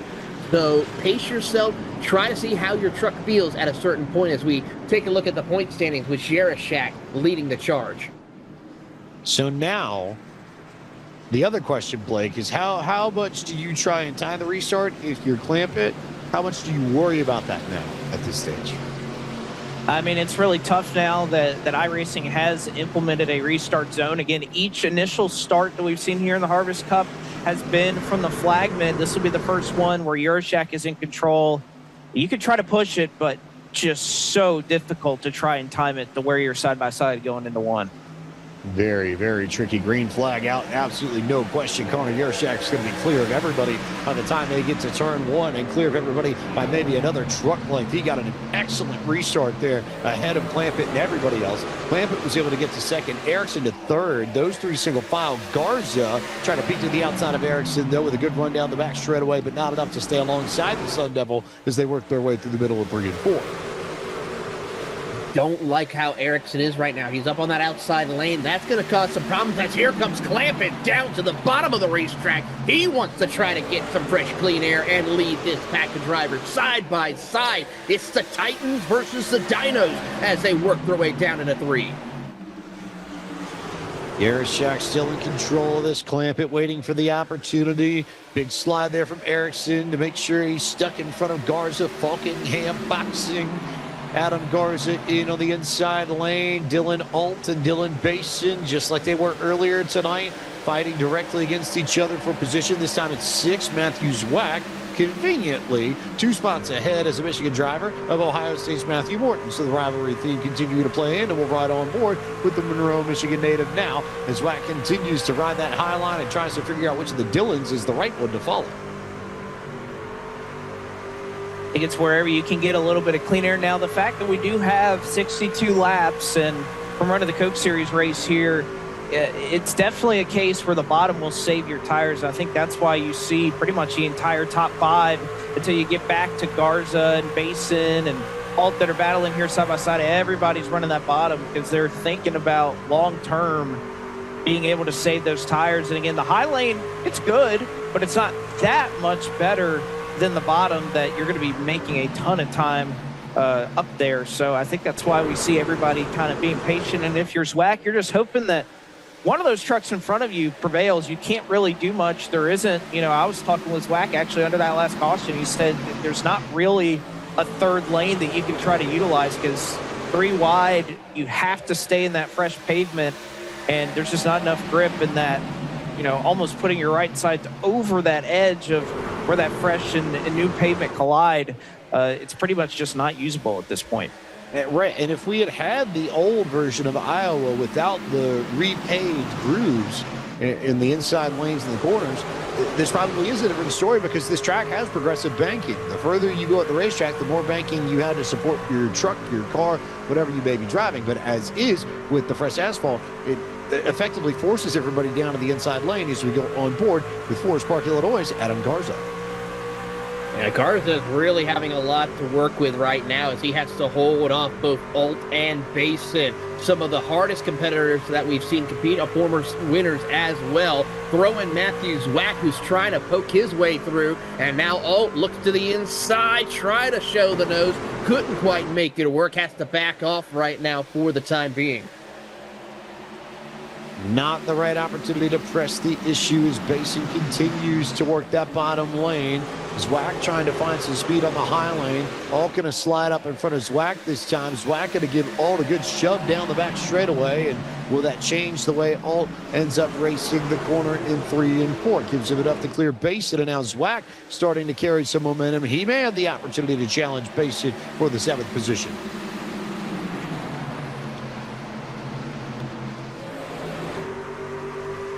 And a really nice run here for Zwack on the high side, trying to carry that momentum forward.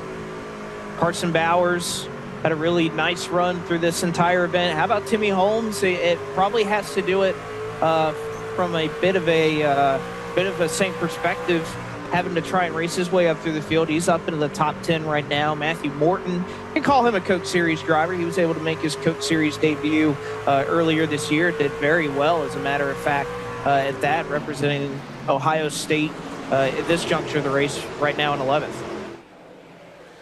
Already, if you can believe it, a third of the way through the final in this Harvest Cup. And we are keeping all eyes on this battle between Basin and Matthew Zwack. It's the best battle in the top 10 by far. Basin just has not been able to take advantage of that inside line, Taylor. You'd think that you'd be able to drive it a little bit harder out of the corner in that spot, but no, that's not how it's worked out. But at the same time, Zwack hasn't been able to carry enough momentum out of the exit of the corner to fully complete the pass until right about now, almost. He was close, but still couldn't quite get all the way clear. But Dylan Basin still fighting for the 7th position is Matthew Zwack. Absolutely, as we ride on board with Bradley Erickson, Arizona State University. He's been really taking care of his equipment right now and staying consistent with the lap times of Yarashak and Clampett. Hasn't really made major gains. It's kind of just plateaued a little bit. He's making that small push. Could we see him make that charge here? Of course, we know he's made some starts in the ARCA series in the past and looking to try to see if he can put that to good use here in the virtual world. Look at this for 16th. How about A.J. Hyder throwing the blocks left, right, center, and just about everywhere on this racetrack on Mario Miranda. But Miranda not to be denied in this case, and he is going to try and get the spot on Hyder, who in turn is going to try and get a spot on Chris Bryant, who won the LCQ to race his way into this final. Seems like as they continue to go on, it's kind of a case where you end up racing the same folks over and over again. How many times have we seen Chris Bryant, Hyder, Miranda, Joseph? I mean, just going back and forth, even with the fact that, yes, you have to transfer in, everybody's separated into groups and whatnot, but you still end up pretty much around the same group or same crop of drivers, not only in this Harvest Cup, but throughout this college series. You're pretty much around the same drivers over and over and over again. It's been fun to watch just kind of through this season how those battles have evolved and how they continue to race each other. Still battling here in the middle of the field. Big move there for John Force Jr. to throw it up right in front of Joseph. Joseph take away Joseph's ability to roll momentum on corner exit from that high line. As it stands, though, they are still chasing some of these drivers a little bit further up the field. They're still chasing Joseph and company are trying to run down Forbes, trying to run down Hyder, trying to run down Austin Johnson, Jacob Bradley, just a few of the names that are in this pack that we see on screen. Absolutely. Joseph in the Rutgers group. The Scarlet Knights have had a great year so far. As we go up towards the front of the field, a little bit further up with Matthew Morton and Carson Bowers going head-to-head. The #1 Ohio State University trying to see if he can take the fight to the Boilermakers as they try to fight their way down the back straightaway. Carson Bowers, of course, already has some real-world racing experience competing in the world of karting, trying to see if he can work his way up further and have a shot of a top 5 finish. Ohio State already 10-0, trying to finish off a perfect regular season with victories over Rutgers at home and then Michigan in Ann Arbor. That's something that Matthew Zwack would love to see his football team thwart, just like they've done the last few years. In this race, though, trying to find an opportunity to get around Dylan Alt, get away from Dylan Basin, and get out of this Dylan sandwich.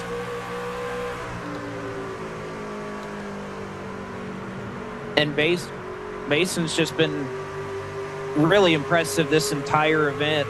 If anything, Zwack was, and he and I were catching up after that last race, and even he couldn't believe just how quick Dylan Basin was throughout that running of the earlier portion of the Harvest Cup. Has a little bit of track position to make up right now, but doing a great job. And speaking of doing a great job, how about Logan Clampett? 3/10 back at this juncture of the run. That's the best we've seen anybody do up to this point in this event.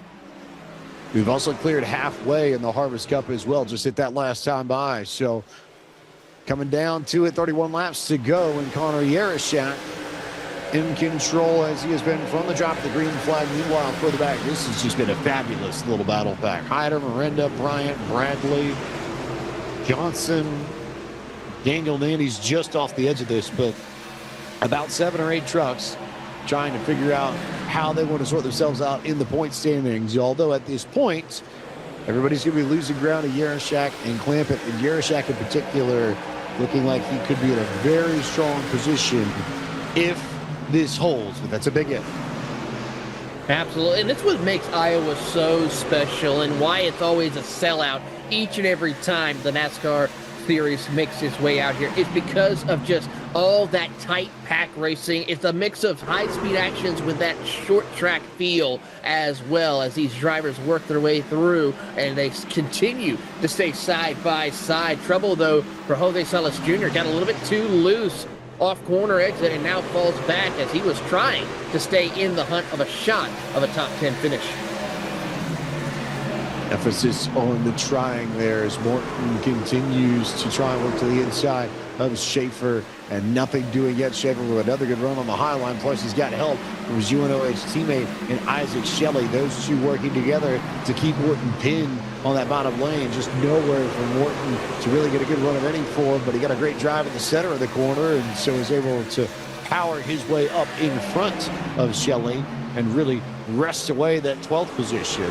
As we slide further back in the field, you get a good look at the pack that starts with Jacob Bradley and includes everybody all the way back to 22nd. So that's 7-8 cars racing for position here.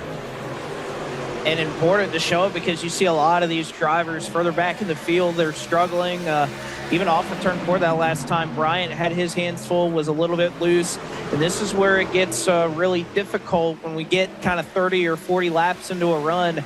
This is where you really start to see that separation come in. Those drivers who have saved their tires and those who have not, they start to showcase themselves here. And all it takes is one little slip up back here, and it completely changes the complexion of this race. Comes down to, perhaps one final pit stop to determine who's going to take home $3,000 in scholarship money. So Austin Johnson doing his best to hang on to compete for Fresno State. Done a great job throughout this event. Currently running 16th.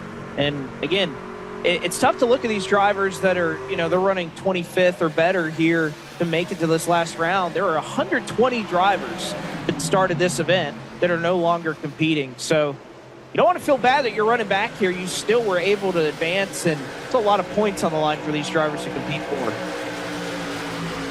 Right. I think also worth noting, you mentioned the pit stops. If you're Mario Miranda, you're sort of, I think, the litmus test that hitting what you did might have given you a few benefits, but not that much. He's only gained 5 spots since the restart from where he started, and he was one of the handful of drivers that came down on pit road to get their cars fixed up. So Miranda hasn't really been able to get anywhere. I think that, Taylor Burris, is a testament to the power of track position and what that has meant not only in this race but all throughout this tournament here at Iowa. Is contact there between Miranda and Hyder. Oh, yeah, he saw that happening with Joseph. Joseph, a little accordion effect. Joseph got into Miranda. Miranda then got into Hyder. Tough break right there for A.J. Hyder as he falls back. But, I mean, overall, it was also a fact that he's just a little too far back. He is all in that dirty air, which is causing some struggles. He's having to fight through all this traffic as we ride on board with John Forbes Jr., former race winner here in the eNASCAR College Series. And he is just having a time right now. Normally, we're seeing him up towards the front of the field, but he has tried to pick his way through as we also keep an eye on Schaefer, who's your biggest mover so far. 11 spots gained, but for Saddleback College, it is definitely going to be one to where it's like, I'm looking forward to the spring semester. Maybe so, but yeah, we've not had the chance to talk about Chase Schaefer all that much. And Schaefer up 11 spots, started in 22nd, up into the 11th position. Just doing a great job picking off these trucks one by one by one. If there's a driver that's got Iowa figured out, if there's a driver who may be regretting the lack of track position that he had to start this, this is probably your guy. No doubt about it. You can even see the difference in speed here, trying to get by Carson Bowers, who again kind of has that preferred upper lane, sliding a little bit in the dirty air, but the speed, especially, he was able to carry through 1 and 2.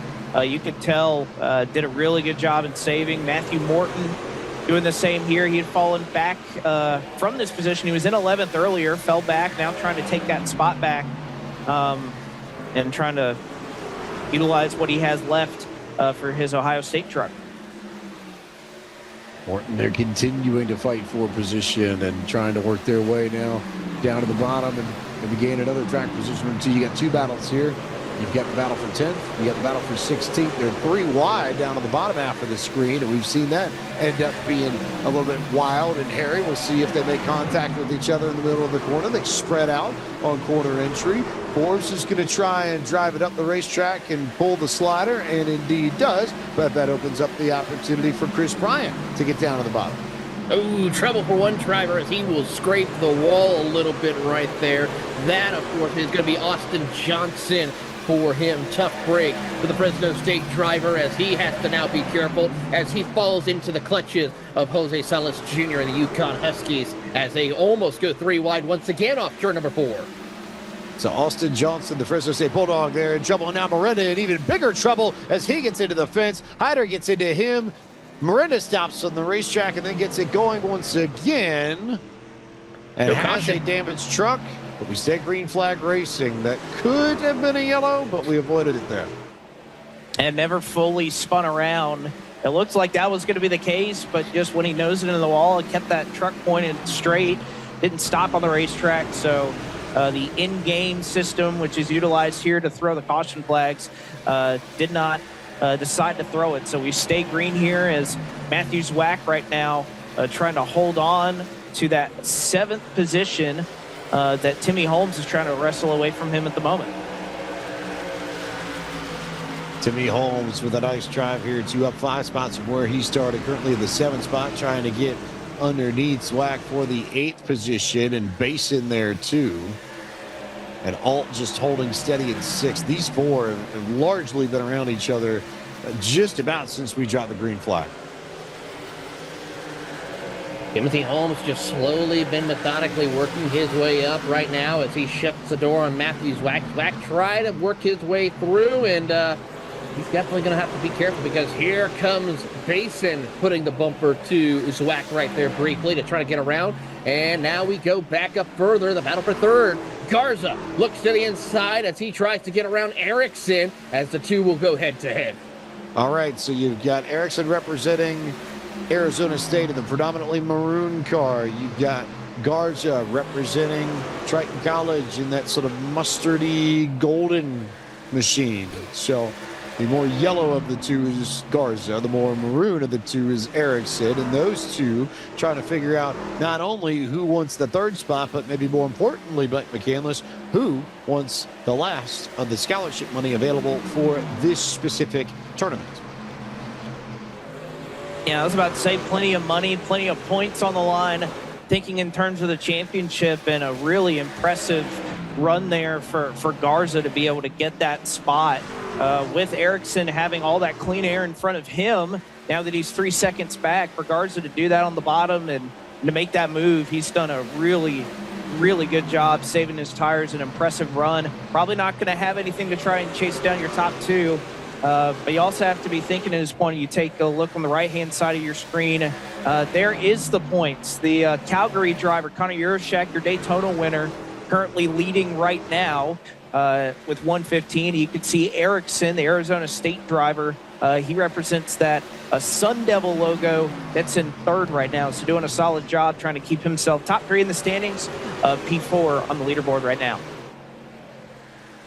The good news for Garza, though, is that once he cleared Ericsson, he started to open up a gap. Seems like Garza may have saved the tires a little bit better throughout the duration of this run, as we are within 10 laps to go. And now Garza starting to show his hand, starting to make some passes, starting to inch up closer to locking down some scholarship money as we turn our attention to the battle for 6th and 7th positions on the racetrack. Dylan Alt, Timmy Holmes, Dylan Basin waiting in the wings. And Daniel Falkingham here too. Falkingham's truck actually has fallen off a little bit. And it certainly has, and he is really struggling right now as he has fallen into the clutches of these competitors. And pretty soon we're about to have ourselves a big fight for that 5th position, because you also see Basin and Zwack closing in as well in this fight with 6 to go. Good moves there for Timmy Holmes on the inside, trying to take a spot away from Dylan Alt, trying to keep Alt tucked in behind Falkingham, whose truck seems to be fading. So that might be maybe the large picture move for Holmes, is to complete this pass, and then that maybe frees you up to go after Falkingham individually and not necessarily have to take both of them on at the same time. Give you a shot at a few more points in the season-long standings. A lot to fight for, and it is close here. What a great event that Timmy Holmes has had. Continued his march again. He was outside the top 10 earlier. He's managed to pass several competitors up here, and is even going to try to get by Daniel Falkingham, who's had some great track position all race long. You can see Dylan Alt there starting to struggle with the handling of his race truck as well, trying to maintain as many spots as possible. Again, thinking to what could happen should things go awry. Want to put yourself in a great position, especially with a quirky pit road that Iowa can have if something were to break out here in the last 3 laps. Coming down to 2.5 laps to go here. Connor Yarshak clear of Clampett by 2.5 seconds. And look at Timmy Holmes. Gets the pass done. Gets the job done. Makes the move on both of them to go top 5. And he may have a shot at Ericsson here, because Ericsson has continued to fade as this run goes on. He certainly has right now as we watch these drivers work their way through. Yarashak and company have checked out, but really, Timmy Holmes is trying everything he can to hold off, because Falkingham's right there behind. Remember, that top 6 is where it's critical of who will get the money here tonight. And I got to say, Alt's not going to be afraid to put the chrome horn to him. Could be fun to watch, but right now it's all about Connor Yarashak, who's taking the white flag. Yarashak, the winner of the Clash on the Beach, the 2nd tournament a month ago at Daytona, really vaulted him near the top of the standings. And tonight, Connor Yarashak will go back-to-back and claim the Harvest Cup in Iowa and cement himself as a championship contender. Connor Yarashak is the winner, and here's how the battle is going to play out a little bit further back in the field. It's Alt, and then Falkingham, and then Basin, 5th, 6th, 7th, and 8th, and Timmy Holmes was able to leap ahead of them all to get 5th. What an incredible drive right there amongst our competitors. The rest of the field comes across the line here. Looks like The Sooners will beat the Raiders here, or the Rebels right there for a brief moment, but I gotta say, it's the Dinos who are remaining king here in the eNASCAR College Series for now. It is the Canadian Connor Yarashak out of Calgary, Alberta, who gets the job done.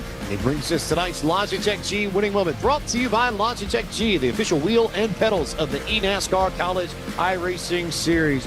2 tournaments in a row. That has never happened before. We've seen races, but tournaments, I think Blake McCandless, a bit of a different sort of kettle of corn, shall we say, altogether. Well, and just the way that he was able to manage doing it. Again, Daytona, just in the right place at the right time, avoided the last lap chaos, but it was a complete bookend domination, not only last week, but this week for Connor Yarashak to get it done here at Iowa. Yarashak with 2 wins on the season now ahead of Clampett and Garza, your top 3. They're going home with scholarship money. Erickson, Holmes, your top 5. Alt, Buckingham, Basin, Zwack, and Morton. Good day, I guess, to have a name that starts with D or M if you wanted to make sure you had a spot in the top 10, TB. Absolutely here as we take a look at some of the other drivers who are going to place themselves and get some much valuable points. How about the Purdue drivers right there in 13th and 14th? And then I go with Jose Salas Jr., one of the Yukon Husky drivers. Not a great run, and we're kind of bookmarked a little bit by the UNOH drivers who basically have taken the lead significantly against their rivals of the University of North Carolina at Charlotte. They end up a little bit further back, and then here are your final 5 drivers who made the main. They're going home with some championship points. Austin Johnson for Fresno State, George Mason, Zach Sprouse, Oklahoma's Mario Miranda, Oklahoma State's Jackson Andersons, and the University of Nevada at Las Vegas's Nathan Scott. The running Rebel finishes 25th in this final round race. We are almost set for our post-race festivities, and we are indeed now set for our post-race festivities. So we turn it over to Blake McCandless, who is with our winner once again, the University of Calgary Dino, Connor Yarashak.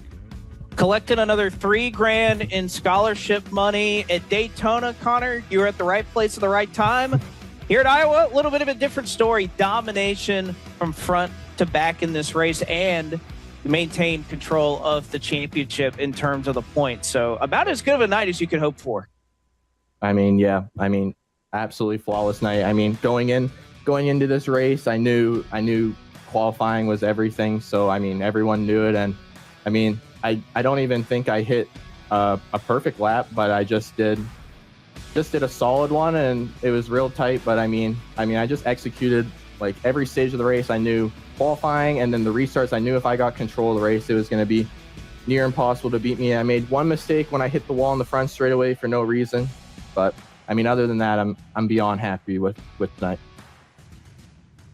Well, you got 3 months to kind of sit and think about the next one. How do you think your prospects look going to Michigan? No, a totally different track than what we have here at Iowa. Michigan's for sure going to be crazy, but I feel like I'm rolling right now and I'm hard to beat. So if I just stay out of the trouble and give myself a shot, that's really all I can ask for. But I'm going to enjoy the holidays, enjoy the good streak I've been on. And I'm just beyond happy with how this year's gone so far. Well, you aced this final exam. Good luck in your exams coming up. Representing the Dinos, the University of Calgary. Congratulations, Connor. Thank you very much.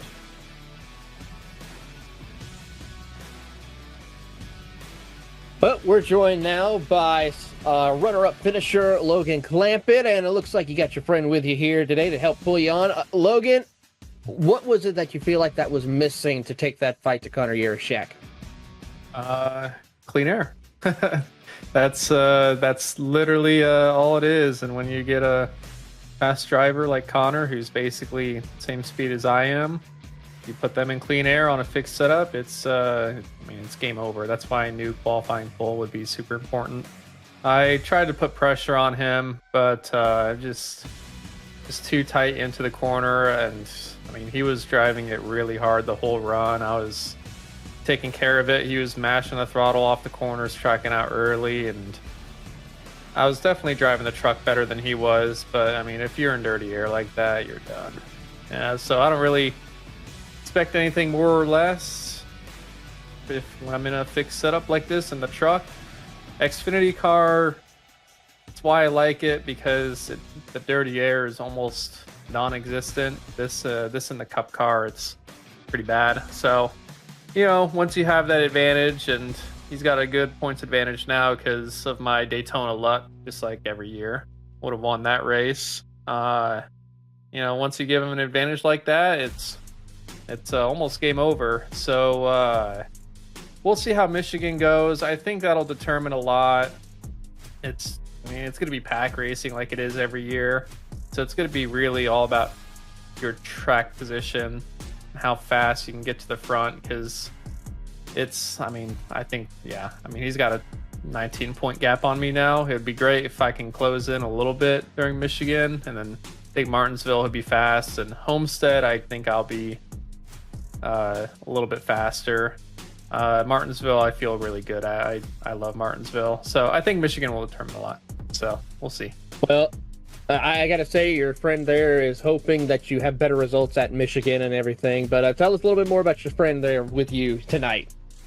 Yeah, Poppy, he's 13 years old now. He's, my sister's dog. No one's home, so usually I'm the one taking care of him. But he's a good dog. He's had a really good life so far, and this is where he sits most of the day. So, yeah. Well, we wish you and Poppy a great holiday break, and we will see you in February. Thank you. Moving on here to the driver, finishing up in the third position. How about Adam Garza representing Triton College? A great run for you tonight, Adam. I know you're somebody that's looking to kind of make that leap from sim to reality as well, and trying to utilize some of your time here in college to make that journey to NASCAR. So how is that going for you so far?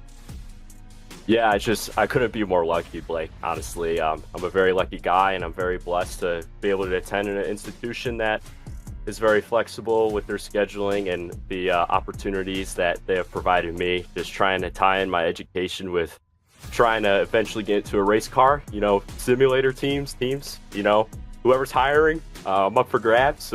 But Blake, just a great night, and I'm just very lucky and was able to pass a couple of trucks there, and we went backwards, and then we were able to get them on the long run. I knew that if it went green and we settled in that we would have a chance, but just need to capitalize in the heats and qualifying, and we'll be right up there contending for wins. But we'll take this third place, and just with all that, just very, very thankful and grateful and lucky to tie everything together to represent my school and myself.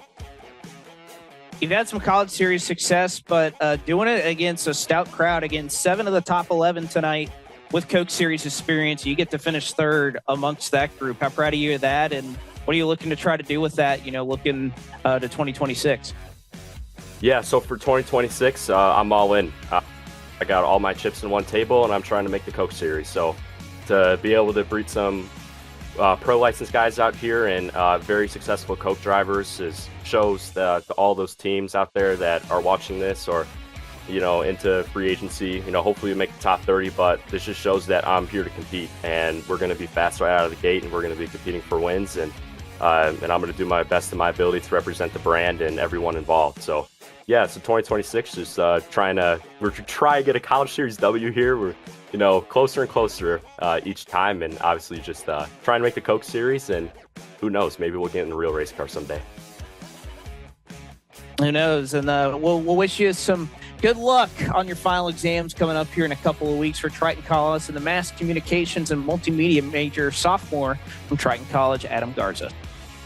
For all the times that we heard Sensei Salas make a point to get picked up by teams in the Coke Series and who was making his run through the Contender Series a few years ago, man, that sounded a lot like the same sort of thing. And Garza with a run tonight that would back up his efforts and his words. Here's a look at the point standings exiting Iowa. Yerashak extends his lead to 18 over Logan Clampett. A lot of fun bits and pieces to look at. I see Morton and Zwack representing Ohio State and Michigan in 8th and 10th, for example. But again, I think the main story here at Taylor Burr is consistency. If you're in these final round races, you have a shot, but you're going to have to be good to be able to catch up with Yerashak or Clampett or Bradley Erickson. Those three have separated themselves just a little bit from everybody else as we hit the halfway point of the College Series season. Absolutely, but when you go further back to where Dylan Alt is, it's separated by mere points here. 2 points, 1 point, and less inside that top 10. It's going to get more exciting. And as we see further back outside the top 20, it just shows you, even if you do miss a race like we see Benjamin White, you still have a shot to get your way up further in the running order. Hopefully we'll see him in the spring semester to make his return at Michigan, have a shot of moving up further in the point standings. But Dylan Bateson struggling, has the work to do. Plenty of work to do for these drivers in our break, as it were. We're off in December. We're off for most of January.